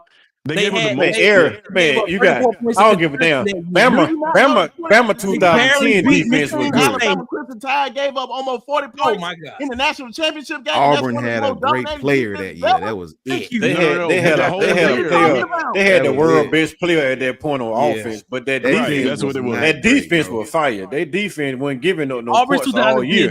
They just gave up. They just gave up a lot of points to one team. You said they gave up 20. Auburn defense gave up 24 points to us and 0 in the second half. That's not true. Oregon almost averaged like 50 points a game, and they kept them 17. We had that team 24-0, and then that defense shut our number 1 offense down. But we had Mark Ingram, Trent Richardson, all had 24 points in the first 2 quarters. What are you talking about? And then they went in the locker room, came back and shut that shit down. We couldn't even get a damn first down, bro. Come on, man. My goodness, man. Couldn't get a first down on that defense, man. Come on, man. Come on, man. Our 2020 defense. 43 points to Arkansas. Our 2020 defense. That team was. Our 2020 defense was fire. Yeah, I know people that make jokes about that was the weakest team to ever win the national championship. Our 2020 team was fire, right? When our 2020 team fire. No disrespect, I'm just saying. I'm not mad at it. I'm not mad at it. That defense was good. I ain't saying it wasn't good. That defense was ranked. Raise your hand. Hold on. Come on. You went. Hold on. The one thing that you pissed me off before we go. Hold on, because I know y'all want before we get off. Told us to raise our hand. Yeah, he did. Raise your hand, please. Oh, my fault. Go ahead, man. Because you ain't about. Nah, go ahead. I want to be sure. I got to hear what he said. Yeah, go ahead, man. Because I just wanted to get my opinion about the Cam Newton and Jalen Hurts, what he said, but y'all go ahead with this. No. I was about to go back to that because the only thing now you can make a case. Hold on, man. You gotta point out the one thing that that defense the 2000 Ravens was not a good team. They just had a superior defense. Let's be real now. We got to talk real now. Now y'all want to separate stuff. Let's separate it for real. That's a murder defense there, though. You got to think about that. I'm telling you right now, that Carolina Panther team was better than that offense by a mile. So what are we talking about? Now Carolina had a squad, man. They really had. But that defense is way better than that Carolina defense, though. Thank you. That's the point. Yeah, the defense were. Yeah, I can't lie. You had a killer in Ray Lewis, and you had Ed Reed, man. But they was so much better than their defense that it offsets the advantage that team had on offense. I mean, bro, they about even. Luke Kuechly is easily a top 5 linebacker of all time, and he proved Hall of that Famer. Season. He literally proved that he's top 5 all time. They literally win that game. They are literally top 5 best defenses in the history of the NFL. Stats don't lie, dog. But you literally holding these guys. So what I look at when I look at that Carolina team is how they played, though. They literally played on the backs of Cam Newton. They didn't. Cam Newton. The offense played on the back of the defense. Honestly, man. The reason why Cam Newton had all those rushing yards because they had those 2 dominant the running backs, and Cam was pulling it because everybody was blitzing the running backs, and he would pull it and go big yards. If it weren't for Stewart and Williams, Cam don't have all those rushing yards. So I'm him being 6'5", 250 pounds with 4.4 speed, they got that shit didn't matter. That shit don't matter. When you listen, Manning put up those rushing yards. Hold on, Ted. You want to let's go back to that, Ted. When Peyton Manning had put up those rushing yards in that system, no, because it's slow. The very next year when they lost Dan Williams and they only had Stewart, Cam Newton got his 6'5" ass lit up in the backfield. Did he not? All that running crap was done when they lost that scat back. When that scat back disappeared, they ass got fired up. Cam got fired up. NFL caught up to him though. You know what I'm saying? You can only run the system so long, and before defense coordinators catch up to it. You had a bruiser and you had a scat back that everybody was worried about. Hey, but Cam benefited. I don't agree. Cam is a great player. Agree with Cam Newton, what he said. Okay, yeah. Cause we got off a little topic. I ain't like how y'all disrespected Luke Kuechly. I'm saying Luke Kuechly is great. On the phone. Yes, you are. Nobody. You basically just said your own team that Luke Kuechly was trash. You just said. No, I did not say that. No, I did not say that. I said you might have well. What up? You might well. You said Cam was the heart and soul of that team. You forgot about Luke Kuechly. Cam won the MVP that year. You forgot about Thomas Davis. You just forgot about all those good players on the side of that team. You forgot about Julius Peppers on the other side of that team. Cam won the MVP that year. I'm gonna ask. It don't matter. Any other quarterback in that offense do they even make it to the playoffs? You never know. My point, Brady. Thank you, Coach Sean. If they had a better, you never know because they had a better passing quarterback. Those wide receivers may have better numbers. If Trent Dilfer can do it, anybody can do it. Kelvin Benjamin, name another wide receiver. If Trent Dilfer can do it, anybody can do it. My boy. Besides Kelvin Benjamin, name another. You never know, Coach Sean, because they drafted Cam and they built the damn team built the offense around his strengths and what his strengths were running the damn football. That offense had 5 plays and it was all zone read. That was it because he couldn't throw the ball down. He couldn't throw the ball damn good. So just like that Auburn team, why you put in a whole lot of passing concept when Cam throwing the ball 90 yards down the field? He should be throwing the 30. I'm just gonna tell you. I'm just gonna go get it out the way, man. Like I'm a Cam Newton. Like he's a great player. I love what he did for Auburn. I told Brisket just like I'm just not a fan of the dude personally, bro. He's a good runner. I'm just not, bro. Like the reason why he says stuff like this is people let him get away with it. He came out here and said the same thing about game managers. He dissed game managers, right? And it's essentially what he's saying about Jalen Hurts, right? He's saying that this dude got so much talent on him, he don't even have to do nothing but manage the game. I'm on record saying that's what I want my quarterback to do. That's the best skill you can have as a quarterback, your ability to manage this football game. Forget how far you can throw it. Forget how fast you can run. Can you manage this game and get me a win in the end? Can you manage down the distance? Can you get me in and out of good plays? Can you manage the football game? Jalen Hurts can do all of that. So he deserved to be a top 10 quarterback. He got 2 Super Bowls to show it. You got this dude right here, Cam Newton, talking Superman. You trying to win games by yourself.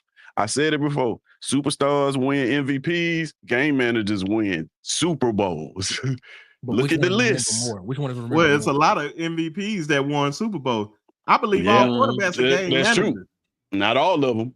Not all Hey, of them. Not all of them. I'm gonna tell you like this, Ted. Not all you of got them. you got Patrick Mahomes. Patrick Mahomes managed games until he had to win games. He's got a little bit of both. Right. Hey Manning managed those games until he had to win them. Same thing as Tom Brady. They managed the game until they had to go out there and win them. You got Jalen Hurts. Jalen Hurts managed the game perfectly. When you go down there and you stack the block, say I'm gonna beat you. Jalen Hurts got to beat me, and then he goes out there and whooped your ass. Kansas City done it twice. They stacked the box and said, Jalen Hurts, you beat me, and he outperformed Patrick Mahomes twice. That's exactly. He should have won 2 Super Bowls, but his defense gave Patrick Mahomes a touchdown. It had nothing to do with Jalen Hurts. Carolina didn't win that Super Bowl because of Cam Newton. And Cam Newton hate to see another quarterback come out there running the ball, throwing the balls better than him. And winning Super Bowl, and his ass can't. He made it to 1, and they never make it back. Jalen have been to 2, got an MVP, and won one. And you never know, he may get 2 or 3 more with the team he has and the skill sets he has. You talking about? I don't see you stopping. You talking about Brown and Smith? He didn't win with Brown by himself. He didn't really start winning until Devontae Smith pulls up. If they had a better defense 2 years ago, he win the Super Bowl then. If Riddick get 1 sack, they win the damn Super Bowl. Hell, if Graham make that 1 tackle when Patrick Mahomes hopping on that 1 foot and he just wiping that leg, don't want to tackle the man, just go ahead and wrap him up and tackle him, they win a Super Bowl. What is Cam Newton talking about? No, that's what he's just mad. He's mad because his pants too short and he wear them weird ass goddamn hats. But they always ugly ass damn heart bottoms. What Cam Newton knows how to do, he knows how to make people who don't know football believe that he knows a lot about football, bro.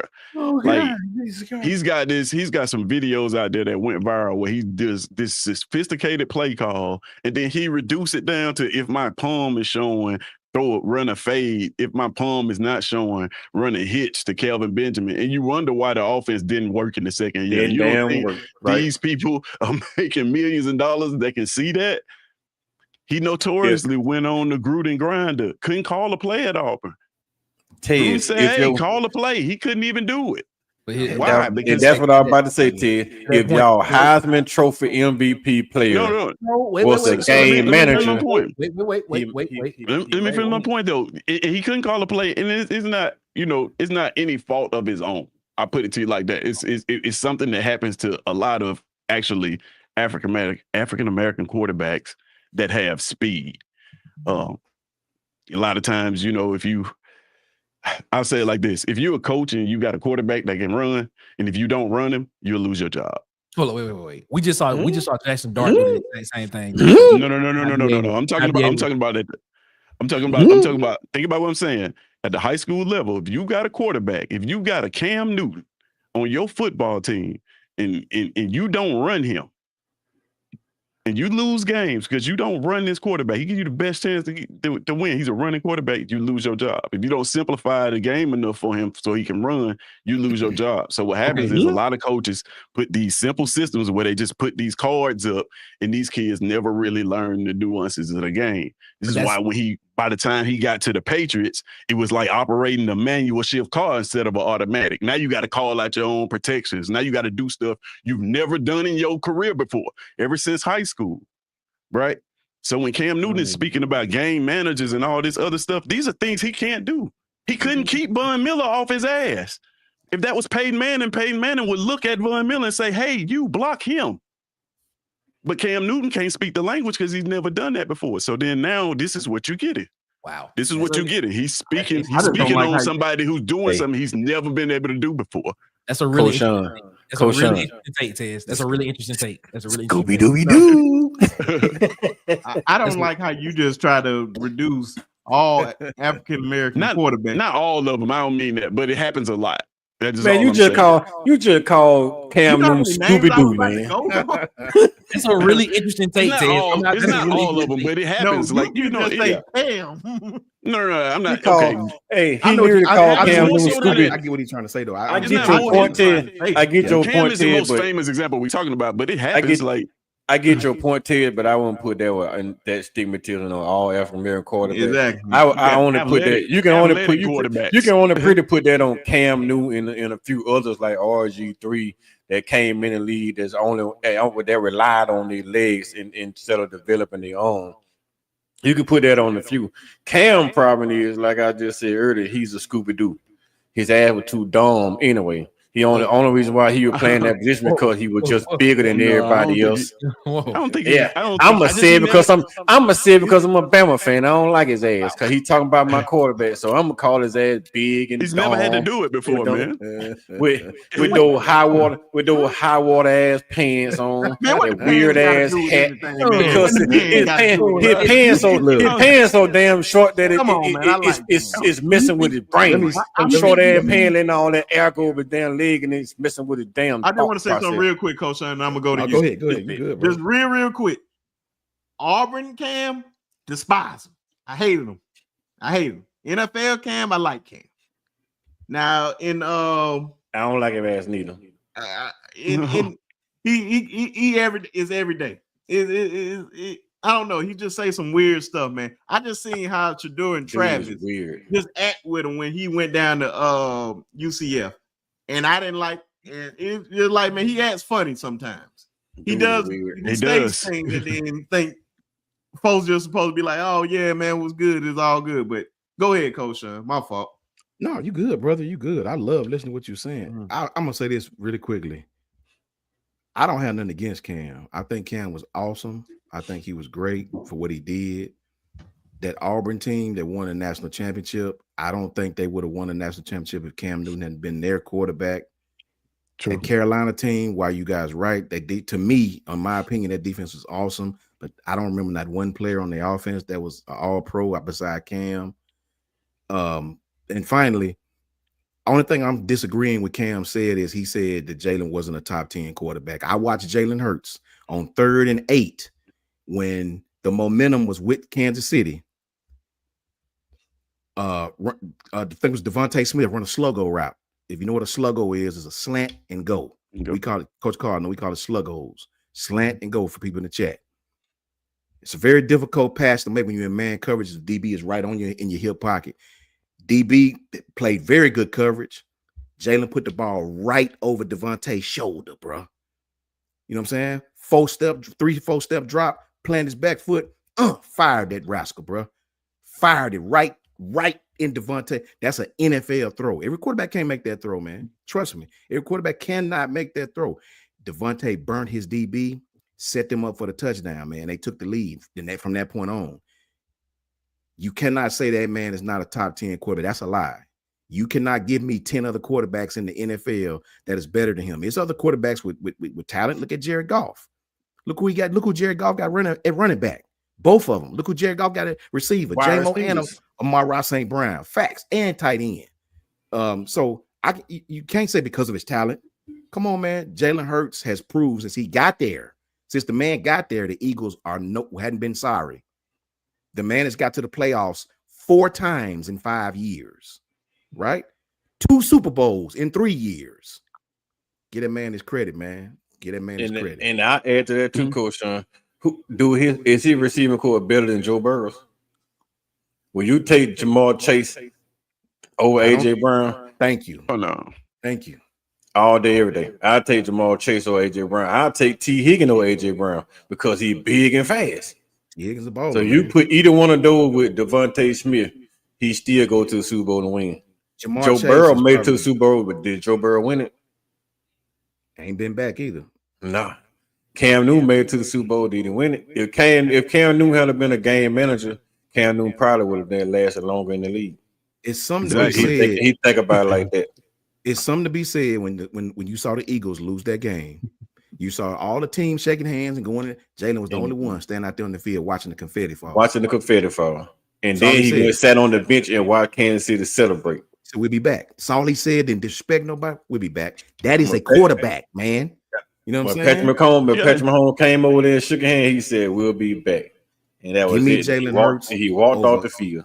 Give me Jalen over half these dudes. I take Jalen over Dak. Dak, one of the highest paid dudes. You know what I'm saying? Give me Jalen over Dak any day of the week, man. Give me Jalen over Dak. You know, yeah, man. Like keep them dudes. Jalen, you can give top. They talk about a boy down there in San Diego like he's such a big time quarterback. Nah, give me Jalen Hurts. Give me Jalen Hurts. You put Jalen Hurts in. You put Jalen Hurts in Detroit. Detroit won the Super Bowl this year. They paid him more. They waited till Jalen did his contract. I don't know. They waited till that offense is pausing, man. They waited till Jalen. The only thing that they did. That they couldn't do against it was defense slow you down, but they didn't have no closer in the fourth quarter. Jared Goff couldn't close the game out. That's it. Signed Go ahead, Coach. My fault. Just real quick. They waited till Jalen signed his contract. I think maybe a couple weeks later they gave what's my man from San Diego? Herbert a bigger contract. You know what I'm saying? And Justin Herbert, while talented, ain't nowhere near like Jalen Hurts, man. It's not as good as Jalen Hurts. He don't fit the offense. Nick Sirianni's offense fit what Jalen does, even though they bump heads sometimes. Jalen Hurts has taken this team to the Super Bowl twice in 3 years. And no average quarterback can do that. You want to say Trent Dilfer? I saw Trent do that one time and got cut the very next damn year. You know what I'm saying? 2 Super Bowls in 3 years. 4 playoffs in 5 years. You can't do that with an average quarterback, bro. Yeah, remember AJ Brown was on the sideline arguing with Jalen Hurts because Jalen wasn't throwing the ball. Yeah, and what happened the very next week? He went out there and put up 400-some yard pass on. AJ Brown had a big game, and everybody said he can't throw the football, and he went out there and done it. Average quarterback that made to the playoffs 4 times in 5 years. Name him. I mean, it's all the top guy. I don't disagree with you. Yeah, I'm not somebody who won a Super Bowl MVP beside Patrick Mahomes. That's facts. It's true. Bottom line is, man, just because these people be celebrities and famous and played the game, you got to stop letting them get away with saying stupid stuff. They feel like they can do. That's what I'm saying. Content creator now. Yeah, like y'all gotta call him on his bull. When Auburn fans gotta call him on his bull. Go on his damn platform and say, "Cam, you know, Auburn fan, you know that's some bull." Okay, hold up. Let me ask this question. So, some of the most biggest hate I get is when I call out Cam Newton. No. I'm not hating. You made a comment earlier, basically saying something about he doesn't know how to, call out his slide protections. And, basically, I know you're talking about. He said he showed his palm to based on what the cornerback and the safety is doing. However it's shaded to him. He knows exactly what he needs to do, exactly what happens. And if you show his palm to Kelvin Benjamin, you run this particular route. If not, you do this. That's something that all quarterbacks do in the league. Everybody, I was just gonna say that. Yeah, that's new. That's not new. But I mean, so what do you? So when you say he's not able to, slide protection. I mean, in the play tells you everything you need to do. Especially if you're running a West Coast style play where they basically tell every single position what to do. And you're like, I'm not gonna name a whole play out, but they tell the offensive line with the protection. Yeah, it's long. It's X, Y, F position. Mean right, 36 trips right. Yeah, like it's been a while since I heard. It's been a while since I've heard of. I think he was saying that he just couldn't pick up on the blitz. Like he didn't recognize blitz package. Yeah, like he couldn't make adjustments. He could call the play out. Maybe that's not what they wanted him to do as the quarterback. Actually, he said that's what Bill Belichick wanted him to do in New England. Right. Okay, in New England. Right. Okay. And that's what I'm saying. He's never been asked to do that before. So then when you put him in the system, when you ask him to do that, the analogy I always give is this. It's like if you got a race car driver, they can be the best race car driver in the world. You put them in an automatic, right? And then you put them in the stick shift. They never drove it before. You could take a 15-year-old that just started driving a year that knows how to drive a stick. That 15-year-old is going to win every time if they both driving stick shifts. Not because he's a better racer, just because he's never done it before. And that's what I look at when I see Cam at the Patriots. But isn't that most quarterbacks coming out of college now? Because there is no real true pro style offense in college football. But he wasn't coming out of college. But that's kind of the point. That's kind of what I was getting at when I made the African American comment, but I want to take that back. I mean, because the game is being simplified to a point where these quarterbacks are coming to the NFL and they're asking them to do a whole bunch of things, and they like, I ain't never done that before. On this. Tom Brady. No, I don't think it's been simplified, Tiz. I think the college game is so much better. And they're putting so many more keys onto the college players, man, that once they come out of college, they know how to pick up things more in the NFL. To Brinsky's point, it's like that infamous video of Tom Brady when he's talking and he says like he watching the games and he's seeing the play call and he like your quarterback he take off and he run for 10 yards and everybody clap and say good run. He like, why'd you snap the ball? You saw what the defense is. You knew you didn't have a play to beat it. Why'd you snap the ball? Right? And that part of it is what you don't get coming out of it. They're not asking these kids in college to do this a lot. Not a lot of them. Not a ton of them. You know what I mean? But at the NFL, it's a lot of pro-style systems that ask these kids to do this. But I see both sides of it. I can tell you from Tom Brady's side that I know personally, Coach Carl, you look at these camps, 7-on-7 is taking over. They don't even line up on the center no more.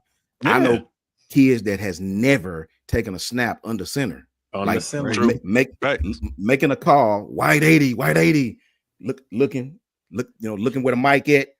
Check Mike. Telling I don't even know if quarterbacks know how to identify the mic. No, they don't exactly. We teach Mike. We teach identify. They don't call them Mike anymore. They check L. They check L and B like that. You say L1, you'll check M1, L1, M1, L1, S1 like that. They don't call Mike stuff like that. They don't call Mike out. I know Mike, Will, Sam. That's what I know. They don't. On offense, they don't say that. They don't call it L1, L2, L3 like that, or they'll say D1, D2, D3, something like that. Or they go M1, M2, M3s. I'm gonna ask this question because it's been a while since I've been on the field playing and around the team. When we used to come out at linebackers.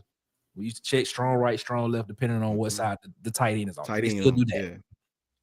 No, we don't say check strong, check left. No, because nowadays we won't say that. We'll see what side the tight end line up, and then we'll call defense to that side. So you may be in something that let me throw out a defense that somebody that I seen in the day. So you in cloud 9. Just say you cloud 9, right? You cloud 9, boom. Then they lined up in 12 personnel. You won't be in cloud 9 anymore. You gonna check defense down to 2-man or 3, something like that. So you gonna go, we're gonna go 3. We're gonna check 3, check 3, check 3. But say it 3 times. We're gonna check 2, check 2, check 2 high. Check 2 high mean cover 2-man. Cover 2-man. Yeah, exactly. So they're gonna check stuff like that. So they're not gonna say strong. That's different. That's different. Yeah, but they're not gonna say strong right because you holler strong right. You offensive coordinator gonna change the play on you. 100%. And then he gonna run left on you like that. So this is different. See, it's different because for me, when it was for us, we used to come out, we would check, we'd be like, all right, tight end to this side of the field is strong left. All right, if that's for instance, we used to have something called check goal. We take the hill, check goal. Check goal was straight cover 3. Everybody knew that. We play cover 3, and then we'll call the play before they come out and stuff like that. But then when it comes out, then you'll change the play. You'll check it to something else, or you'll hit your face mask, and that will go check. That will go cover 4. If you hit your face mask, it was cover 4. Is what it is. So it was changed. So basically, now you just wait until they come out to call the. Let me tell you something, Nick. If I'm in the booth calling offensive play, right, and then you come out there and you check your helmet, and I see your 2 safety roll, 1 safety roll down, and 1 safety roll in the middle. Next time you pat your helmet, bro, I'm coming straight across your damn face with a post. But see, I know when you pat your helmet, you checking into another play. You can't do that with us no more. Like our minds are so fast now on offense and defense that you go to talking about patting your face and throwing up sign, bro. And next time you throw that sign, we know exactly what you're doing in high school. Yeah, so you got to call plays now, bro. It's different. It's different, man. It's different. Our QBs would give them 3 plays. 3 plays, between series. Like, I call the play, blah blah blah, ready, break. When they go to the line, quarterback is watching. He holler, check 1, check 2. They know from the check which play to run. You know what I'm saying? Okay. Which blocking scheme, which protection, right? We got 3 of them called. Okay. Based on where you line up. If you got 1 safety in the middle of the field, check one. We gonna kill you. Like we may be in 12 personnel, but on check one, the tight end gonna split out. Gonna spread, yeah. Yes. Because so basically, now, because if you got one safety in the middle field, his middle field closed, basically maybe potentially going to be a cover 3. But now you're going to have to put somebody on that guy that may not be a good coverer. You know, that may which not more be than likely going to be a linebacker. Based on my film study of what you do, I'm going to know which one of your DBs don't cover well, right? We're going to go with him, right? Every play we trying to find a matchup with him, right? So. And it's easy in high school. It's very difficult in college. It's very, very, very difficult in college. So it's different nowadays. Back when we was coaching years ago, like me and Coach Albie, you call 34 cross bucking because it's so simple. You know what I'm saying? The defense is so simple. Like Coach Carl said, though, now these guys are prepared for everything you do. Each coordinator is trying to stay a step ahead, man. It's like a damn chess game, to be honest with you, bro. It's high school ball is really and really quickly. I agree with Tom on that instance because high school quarterbacks are not taught those fundamentals anymore because everything's so fast. They want everything, spread everything. But to the other side of it, defenses don't play like they did when Tom was in the league anymore. Nowadays, you know what I'm saying, Coach Carr? Back in our days, the best player played offense. He's a tailback. He's a receiver. He's a pass rusher now. You know what I'm saying? The pass rush and the way they bring blitzes is totally different in the NFL in 2025-26. The exotic blitzes they bring now, Tom may have caught the tail end of that at tight end at Tampa Bay. Tampa. The defensive, that Tampa 2 ain't ran the same way it was, man. It's okay. Wait. So the Tampa 2 ran different because normally this is how I understand the Tampa 2 to be. Tampa 2 is when the ball snapped, the middle linebacker just goes straight back in the middle. Bailing, but not no more. Sometime in Tampa 2, the middle linebacker blitz in the defense end of bail. And the defense end of drop back. So they'll zone blitz you to death. Yeah. Okay. You know what I'm saying? They're you can run Tampa 2, and then you can send the middle linebacker to the flat and send your wheel to the middle. Because your wheel may be faster. So Tampa 2 is all that change. Tampa 2 is a different defense. How much of what y'all saying has changed about how the game's played has effect on the type of player that you see being recruited and stuff right now? With like a lot of safeties, these teams leveling up on lighter linebackers and 1,000% versatility being the name of the game now. Even in high school, passing. Yeah, I would say. The biggest change I would see is a lot of the guys that will be playing running back, a lot of guys that will be playing linebacker, not playing running back, stuff like that. Right. And you got very small linebackers that's very agile and very quick. Facts. In the state of Alabama, I don't know about nowhere, but here, when you go up to bigger A's, especially when you start playing them 7A schools, man, you start seeing the passing game for real. Like these kids, like you go down to 1 and 2A, they still run the ball. Oh yeah, they run Sweetwater and Wadley. They still run the ball. Sweetwater, boy. They told that thing. Mapleville, Sweetwater, they 25 carries. They told that thing. Go watch 25. All right, so, 50, Coach, I'm gonna ask you, Coach, because you gotta understand when I was playing, it was legit. It's differently now when I watch it. So, and I understand the game. I still kind of see the game from the way that I used to play it a little bit. So, are offensive coordinators, quarterback coaches, because I know these schools have them, are they teaching these guys full field reads, or are they teaching them half field reads now? Because or are they? It really depends. Like how is that? Because this in high school, Nick, you can't teach half field reads. You got to throw it in thirds. You third. If you try to teach a high school kid to scan half of the field, you're gonna get sacked. You don't have that much time in high school. You're gonna have the third. You got boom, hit that third, boom, boom, boom. Then you got the next third. You can't go here to there. You go here to there, man. Quarterback. A lot of these kids, especially in the urban area where we're from, they don't process things so fast. So you can't give them a half field read. Okay. Now in college, they start again. They breaking it down to third, and third. Sometimes they go half, but most times everything's in the third because you can't process us so fast. Defensive ends are 5 stars now, man. The reason why I say depends because there are quarterbacks. There are a few quarterbacks. These kids, like perfect example, up here, BJ. Shit, like they teach their QBs these big, but they QBs, man. When you see these kids 6'5", 220, you know what I'm saying? They linemen. Russell. Bob Jones. Bob Jones. Bob Jones. I think it's Benjamin. Look at these kids. Look at Levi Randolph. These kids are 6'5", 305 coming out of high school. You know what I'm saying? And can move. Sometimes they teach their quarterbacks full field reads. I've known that because I'll tell you this, and this is a fact. You ask any high school coach this now. That's what I'm so shocked about.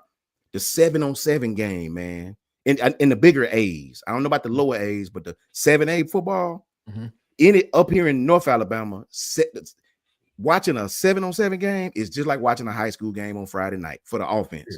These guys, man, the 7-on-7 plays, Coach Carl, they be running high lows. You know what I'm saying? They run that all day in high school. High lows all day. So can make the throw. So I mean, so it seems like it's a little bit more sophisticated now because now it seems like they're actually running like they actually running Mills concepts. They actually out here running those type of concepts. They run in mesh concepts. Yeah, a whole lot of mesh concept. Like mesh is where it's at, man. So mesh. They running mesh a lot. They running floods. Like they're gonna run. Somebody gonna be able to go. It's gonna be a quick out and then a deep cross.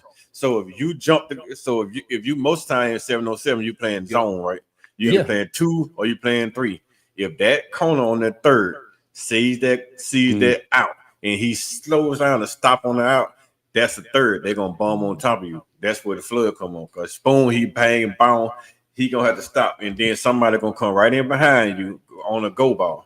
So it sounds like they're gonna top you. So it sounds like because when you run the flood concept, I'm guessing they run it out of what 2x2 sets. Yeah, 2x2. You run floods out 2x2. Or they could be running. Sometimes you can run 2. Sometimes you can run 2x1s, but most of 2x2. Exactly. So basically, when they're running flood concepts, they are breaking the field in half then. Because everybody you read even with the flood concept, you're gonna read a third here or you're gonna read a half. It's one of the two. So high school football now is reading third, outside the hash, inside the hash, outside the hash. Okay, all right, cool. It's different from what I was. Sometimes it could be half. You can read this half, then get back to this half. Then get back to this. It all depends on your. You can for this half of the field to get the whole defense to turn, and then you come backside to your stud on the backside of the field. So it's tricky right now, man. Our offensive coordinator now, man, when we do our high school, we go to the universities and we sit in the film room with the big colleges, and they teach us their offenses and their defense, and then we come home and implement it, and we start running their offense, their defense, because we want our kid to be recruited by them. I got you. I can tell you this. Go ahead.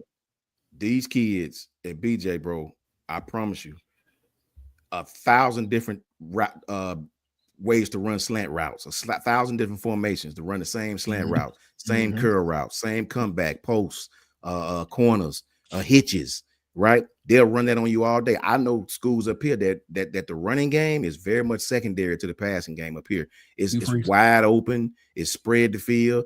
Every once in a while, you see them throw a little hitch, a little reverse in there, a little, something behind the line of scrimmage to get somebody to football. But they very much so are manipulating these defenses with these spread offenses, man.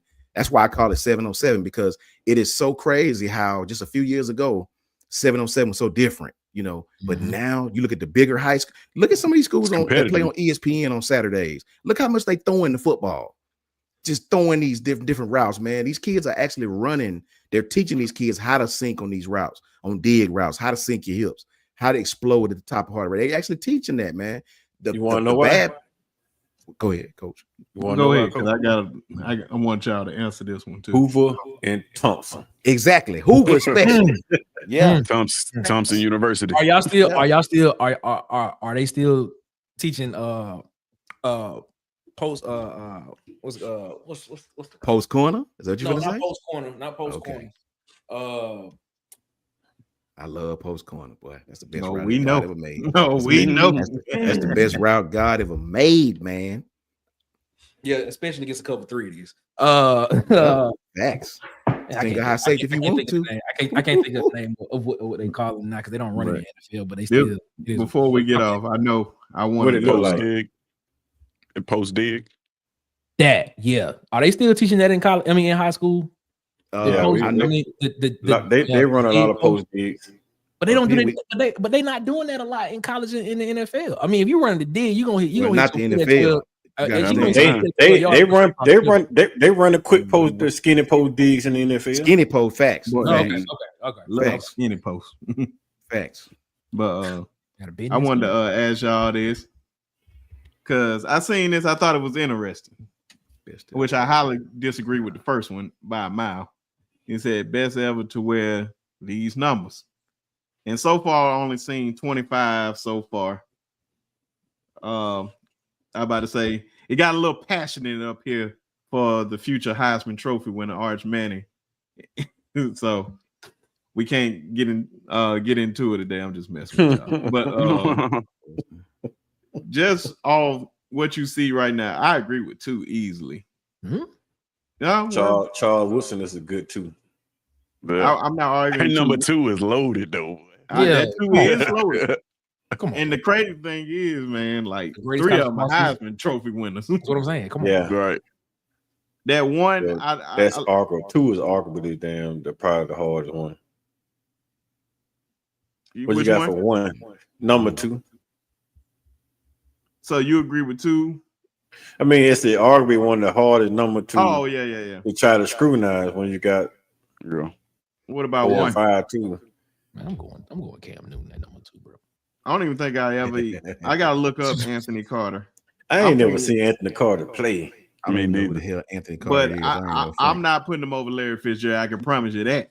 I ain't putting him. Fitz is different. Yeah, Fitz is different. I wouldn't even put him over Percy. Percy was different, man, at Florida, man. Yeah, he was a monster at Florida. Jahmyr Gibbs was different in college period. Georgia Tech and I wouldn't put him on the list compared to the guys that they got as honorable. I'm just saying, but Anthony Carter, but I don't know. I don't know. That's why I got to look him up. Are we agreeing with 3, or you could find a better 3? But they got Keyshawn Johnson. Keyshawn is good, but I just can't remember a whole lot Keyshawn did though. I remember he catching a whole lot of balls, but I didn't see him like dominate big time competition when I was in high school. I feel like there's more people that wore number 3 than that. Yeah, I watched more Florida State and Miami's than we did USC. I don't even think number 2 is right, me personally. Yeah, man, you gotta get in the Cam. I think it's debatable. 2 is debatable because you know Sanders, bro. Yeah, that's what I'm saying. You got 2 is debatable. You got just a host of numbers on number 2. Punt return. Prime was a monster, but Charles Wilson got the highest. Well, my dog got a championship. Cam Newton. I'm not saying that he's better. Give me Cam Newton, weak ass got a damn with number 2. Prime all day, every day. Hey, let me ask. What about Ted Ginn? Didn't Ted Ginn wear 1 at Ohio State? Yeah, 7. He did. 7. 7. Oh, 7. Okay, yeah. See, I don't remember numbers like that. I don't remember. Yeah, that's what I'm. That's why they got the honorable mention. All that stuff to just try to refresh your memory on some people. But I'm glad so seriously, them the 3 best people that ever wore number 3. No, they just man, like guys that you can just point out. I'm guessing. I don't know. This is according to them. I just thought it was interesting. Deshaun Watson. Sean Watson is tough, but I think Joe Montana was number 4, if I'm not mistaken. No, he was 3. Joe Montana was number 3. Okay. He wore number 3. They got only person that can compete with Deshaun is Champ Bailey. Champ Bailey was cold. Yeah.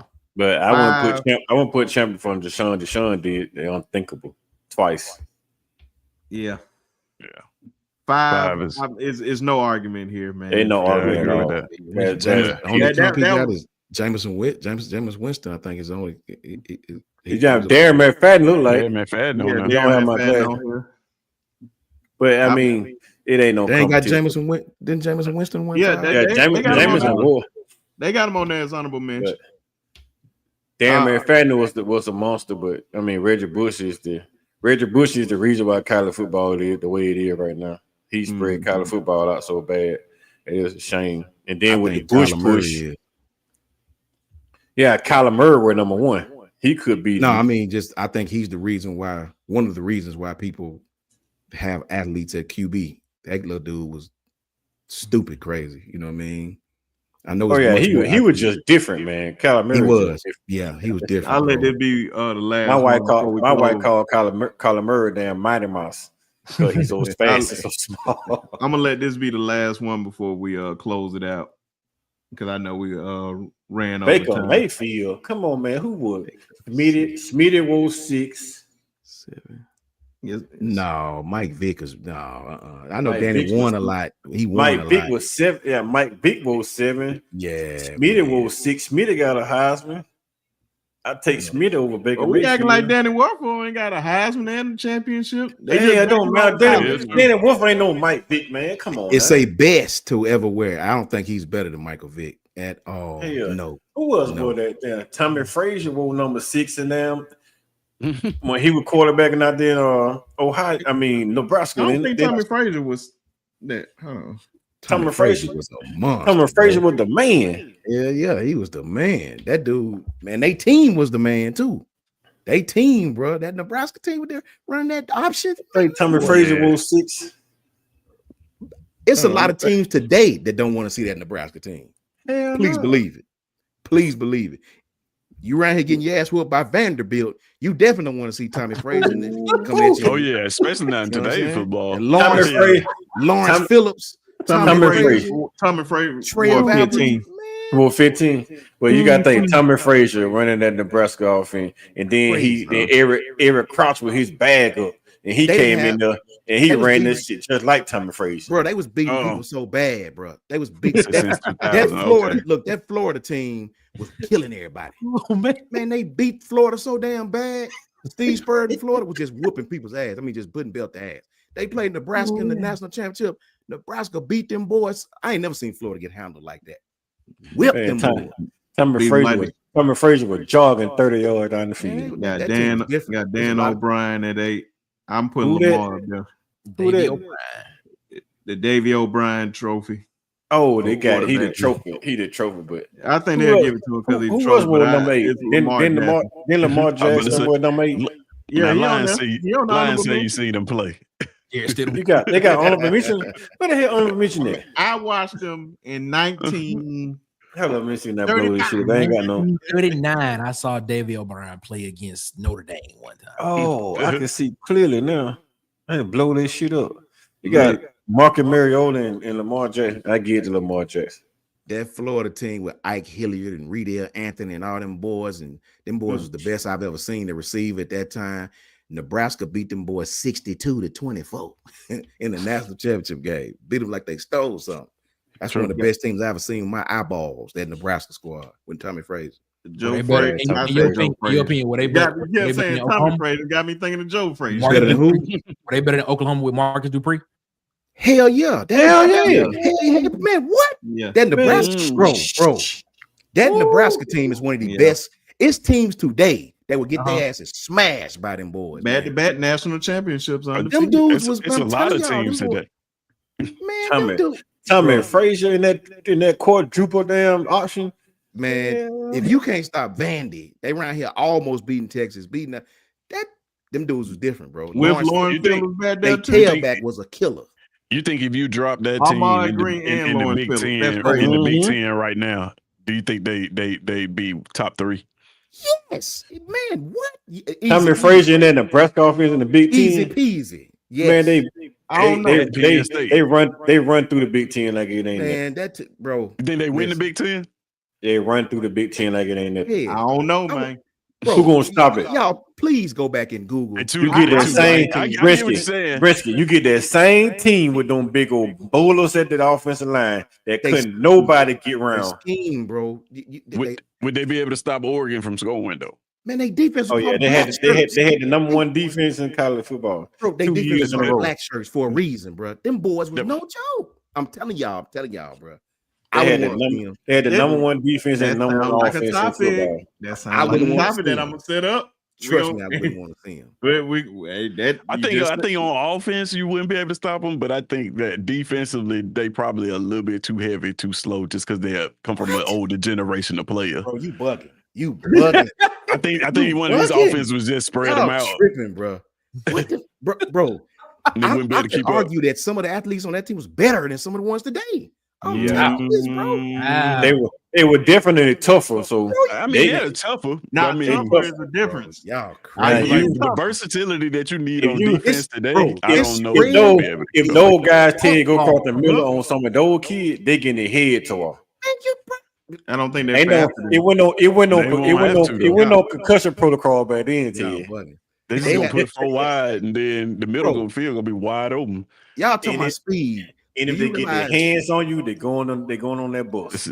I can give you a Notre Dame team that had 3 receivers that all ran 4-2. But I think Nebraska, they all ran 4-2, bro. Like all of them. Yeah, I think Nebraska will give them fits. They just didn't spread you out. They gonna punch you in the mouth. They gonna line up 13 personnel come at you, bro. At you. I think Nebraska would give them fits because they wouldn't never get off the field. Like I don't think teams would be able to get them off the field. And Nebraska played every time they had the ball. They played press man coverage too, so it went all that different type defense.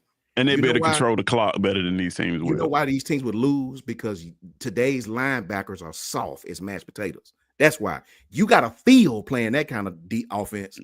When you playing defense against that kind of offense, it ain't none of this Olay stuff. Let me go and buy you. No, you gotta have real linebackers. Marvin Constance back there. These dudes is 220 pounds trying to Olay. You know what I'm saying? The boys gonna run over you, bro. They're going to run over you. I agree. These little soft, speedy defense. Olay. Henry told around here. Lady. Run around the damn. Hey, let somebody run past you and grab your jersey. Man, them boys coming down. He'll let you, bro. You gotta be interested, man. And look, Nick, they got fullbacks. Real fullbacks. I ain't seen that in a while. Thumping. I'm talking about they thumping. Face masks all toe up. They man. All right. They don't want to see that. It'd be interesting, man. I wish there was a way we could see that. I like this one. Now this one, you can't stop Vandy. How you gonna stop Nebraska? Hey, I wish we could see that, man. It'd be interesting just to see the different styles of football being played because they're so different. Like even the type of players, the makeup, the physicality, the physicals of the player. I may just do a show and it just be strictly dedicated. Now we can have this argument. Top 10 greatest teams ever. Everybody bring their teams in there. It give you more than enough time to think of your greatest team. I'm not changing number 1 because number 1 is not even close. I'm sorry, I'm biased, but 01 Miami Hurricane, nobody even seeing them. Nobody. I gotta agree with you on that. Then everybody agree with that. College football is not seeing them. No Alabama, nobody. I don't care who it is. Tommy Frazier, Joe Frazier, Bill Frazier, Miami by 45. Hey, I don't know now. I don't know about that, bro. I tell you what, a lot of the people I went to school. Risky, you younger than us. That's why you say 2001, bro. But I'm just telling you, man, 95. I'm telling you right now, different. They don't have a better running game than them. They don't have a better secondary than them. They don't have a better linebacker than them. They do not have better. You tell me a position that Nebraska team had better than that with Miami Hurricane. They damn sure ain't got better receivers. I'll tell you this. Miami had a better running back and quarterback now. No, they didn't. No, they didn't. Miami's. You got Clinton Portis, you got Frank Gore, you got means you nothing. got Clinton Portis, you got Frank Gore, you got Willis. All of them can't play at the same time. Means nothing. Here's the deal. I can tell you in 1995, that was one of Miami's best teams. Go check it. And Nebraska whipped their asses. Whipped their asses. Go look it up. That's 95. Beat them like beat they. And 95 Miami was they was 92 Miami was the shit. And Nebraska Warren Sapp. 92 Miami. 92 Miami was the shit. They got Ed Reed back there. They got Jonathan Vilman right there. They got Vince Wilfork right there. They got Andre Johnson right there. They got Santana Moss over there. They got Reggie Wayne over there. They just had a bunch of Hall of Famers, man. On the bench. You talking about that team because they got all the Hall of Famers. To the end result. Hey, I would put history tells it all. I would put 95, 96 Nebraska against any team in the country that ever played this game. Yeah. I promise you I would. Man, You talking about 2001? Shit, I'll take the damn 2009 Alabama team and play with them boys. No, it's the same damn thing. You would not take 2009 out. I'm not taking no Alabama team. They still full of Hall of Famers. 2001 Miami Hurricanes. They still full of both of the teams still full of a bunch of damn Hall of Famers. I would put 96. No, Nebraska. it's not even close. Any the same thing. Miami, Bama, anywhere else. Look them up. If you really want to talk about it, all we got is Julio. Mark had a good career in the NFL. That's cool, but he's not better than Frank Gore. You compare Hall of Famers because they all Hall of Fame. Me ammo for my Auburn, I'm talking Alabama about arguments. put him on the football field. 11. Coach Dunn, you put 11 on the football field at the same time. William McGahee cannot come on the same field as Frank Gore and Quinn Porter at the same damn time. Actually, what about I don't care what you got on the bench. When Frank was starting, they didn't even play. You know what I mean? I don't care what you got on the bench. I don't care what they got on the bench. They all play at the same time. Hold on, before we close it out, you answer me one thing. Who is guarding Andre Johnson on that team? Javier Arenas? It don't matter. Stop it, man. We had Drake Purchase. Santana Moss didn't get off to his senior year. You talking about talent. Those guys weren't producing at the same time. They were producing in different years. Yeah. Okay. I'm just being honest. Go back and watch the video. Santana Moss was not putting up numbers with Rick and Wayne. When Reggie Wayne was on the field. If you really want to go there, the offense, our offense was not like that. No. That 2009 national championship team offense was not like that. Greg McElroy. In different eras of football, though. Man, listen here. Greg McElroy threw that ball anywhere near Ed Reed is probably pick 6. He did that against anybody. I mean, Ed Reed wasn't that guy. He wasn't that top tier guy in college that he was in the NFL. Are you for real? He got better in the NFL than he was in college. He was good in college, but he wasn't great. Real? Yeah. He was good in college, but he wasn't great. Hey, the more I actually like the Sean Taylor better than like Ed Reed. The more I'm looking at these stats from this 95 Nebraska team in terms of what they actually accomplished on the field, that's pretty damn hard to beat, man. Y'all question me. It is. Y'all don't listen. Let me say this, and I'm done. Please, y'all go back and look up Nebraska secondary from back then. Michael Booker, Chad Blank, Jason Beans, Mike Minter, Eric Stokes. Please go back and look up them boys. Any Miami do. Go back and look at what your boy from Miami. What's the dude who played dadgummit, what's his name?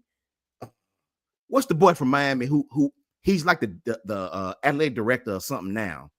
I forgot his name. He cool with Earl Little's daddy. What's his name, man? He was he was some kind of role at Miami. They all wanted him, and he was some kind of role at Miami. About Samara Rowe? No, he was a big dude. He was a big guy. You say he Miami? He was some kind of director. He was some type of.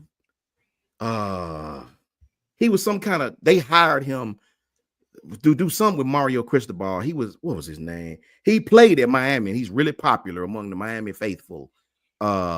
He said he by his own words say the only team I can ever see getting with us is the Nebraska teams.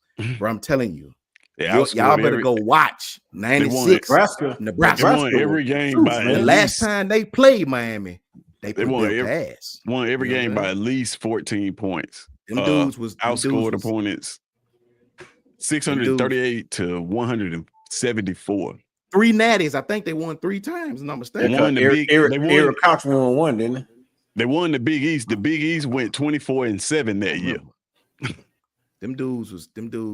The Miami teams are great arguments, but I'm just saying, I'm not saying they're better than Miami or Miami. You can argue for Miami because they got all the Hall of Famers. I would put Nebraska.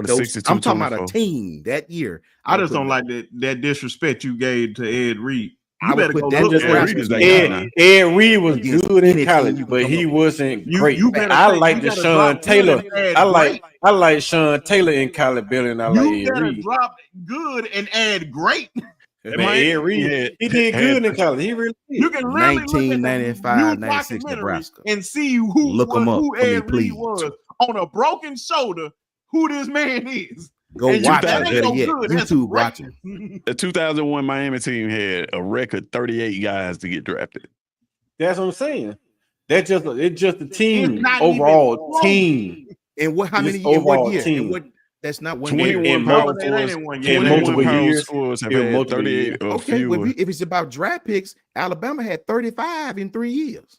In 3 years, I'm just saying you can just. I mean, if it's about draft picks, if you're going with errors in different eras, you can put Bama up against anybody in different eras. I'm saying team. And you start talking about draft picks and stuff like that. Talking about team wise, yeah. I don't care about who you got on the bench. You talking about 2000? That was me and Coach Sean trying to tell you. You talking about 2000, 2001 against 1995. You put the 2001 team in 95. Nebraska dragged that ass. I got one for you. I got one for you. That's amazing. 2001 Miami team would have went 8-4 if they never scored an offensive touchdown. Means nothing. Now tell me what Nebraska do that. No, that means a lot. Nothing. It means that if they wouldn't have scored not one offensive touchdown in 3 years, they would have went. That means you played a bunch of nobodies. Means nothing. I want to see you. I want to. Nebraska played a Florida team that was widely regarded as the best team anybody ever saw. Go look at 1996 Florida. I agree with that. Now I agree with 64 to 20 something. I agree with that. That's a good argument. No 62-24. No argument here. I'm saying I get it with the draft picks. They were great. I'm saying for argument purposes, I will put 95, 96 Nebraska against any team y'all want to come up with. Any team. And we can talk about it. Them boys was different. That's all I'm saying. Don't know who win, but that team is widely respected by the older cats because they know. 95 no Nebraska. argument here. I'm not 2001 Miami. I just don't like. Hold on, because we about to get off because I know we went way over time. We're gonna talk about this one of these. We got to put 2019 LSU in there too, right? You can offensively. Offensively, it's not even close. But they have to be. Nebraska would score on them. Easy peasy. For sure. But the thing is, who gets the ball first? If LSU get the ball first, then Nebraska gonna probably have to change up their offense. Possibly. No, I don't know. No, it's gonna be the other way around. You know, LSU get the ball first, they score. Nebraska gonna run that ball down the field, run the clock out. LSU gonna score. Nebraska gonna run that bit down the clock out. Nebraska gonna get that son bitch in the second half. They're gonna be tied up.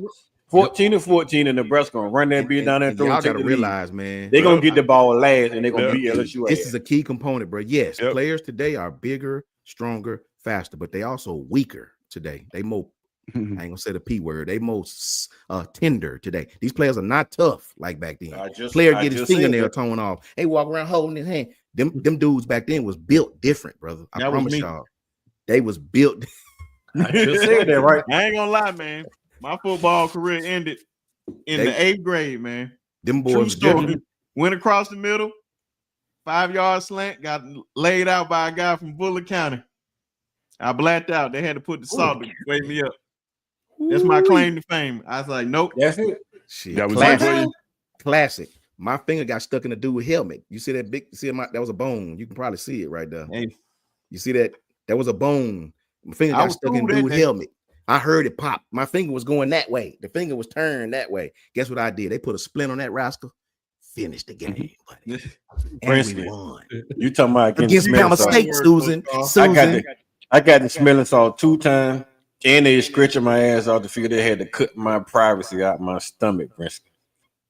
That's why I never played football again. Huh? What the hell? Yeah, that's news. Oh, yeah, he told me this. That's terrible, coach. That's a great That's why I never played. That's why I never went to college. Let me explain the story to y'all off camera. I played. That's a great episode right there. I had a messed up. I know Dwight. I know. I understand it. When it's different. It sounds crazy, but right. You hear the story. It makes sense. I just know the story. But appreciate everybody coming through. He was on the block that day when you go. Hey, I was in the hospital that day, baby boy. I just know the story. That's the only thing. God, if it was my first time hearing it too, I would have been like, wait a minute now. But I know the story. Ebony, shout out to Ebony, shout out to Piano Man. But appreciate everybody coming through. Make sure your boy wear a cup, Ebony. That's all I'm gonna tell you. Do they? I don't think they wear cups anymore. No, they better get them. But appreciate everybody coming through, showing love. Make sure you hit that like and subscribe button. But also, I'm gonna let these guys shout out their channels, and we gonna get up out of here. And then one day I'm gonna let Coach Carl tell, only because we went overtime, or he may tell on the next show. It was a little gruesome. I understand it went a little left to y'all, but I understand. But go ahead, Coach Carl. You can You can find me on the Block Sports Talk with Coach Carl. You can find me on Twitter at Coach KD Taylor. See y'all, man. Brinsky, appreciate you coming on. Coach Sean, Nick, finally get a chance to chat with you. Tez, my boy. Welcome back.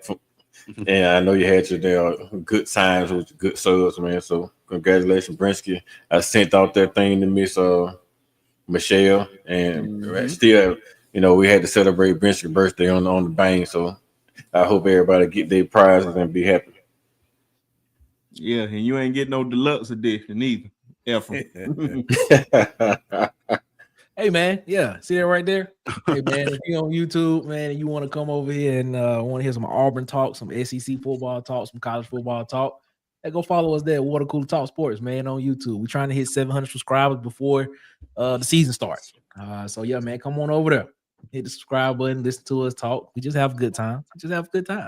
Everybody's welcome. Appreciate you, man. Appreciate you, Brett. I'll do one better, man. We'll drop the link in the chat, man. But I got you. Hey, how y'all doing? It's Tez, SEC season. So yeah, got to make an announcement. Brinsky alluded to it earlier. Got content finally coming later this week. Also, I'm launching my channel with a college football pick'em over at SEC season. We're gonna be doing all the SEC games and the games in the top 25. All of these guys on the panel. Well, they this way actually on the panel over here.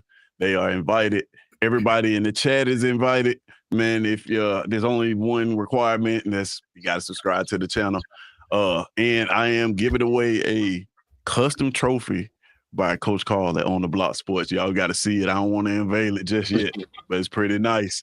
And also giving away some camera equipment too. Some my old camera equipment to anybody that want to get started in streaming. This is a good opportunity to enter this contest and get you some equipment to get started, man. So yeah, holler at me next week. You'll see I'll be promoting this, and you'll see more information very, very soon. Oh yeah, Dwight. Yeah, it ain't nothing on there, bro. That's why he's making this announcement. So we expect content this week. Correct? Yes. All right, now. So before Sunday, we're gonna see content. Yes. Okay. I didn't. That didn't sound very assuring, but okay.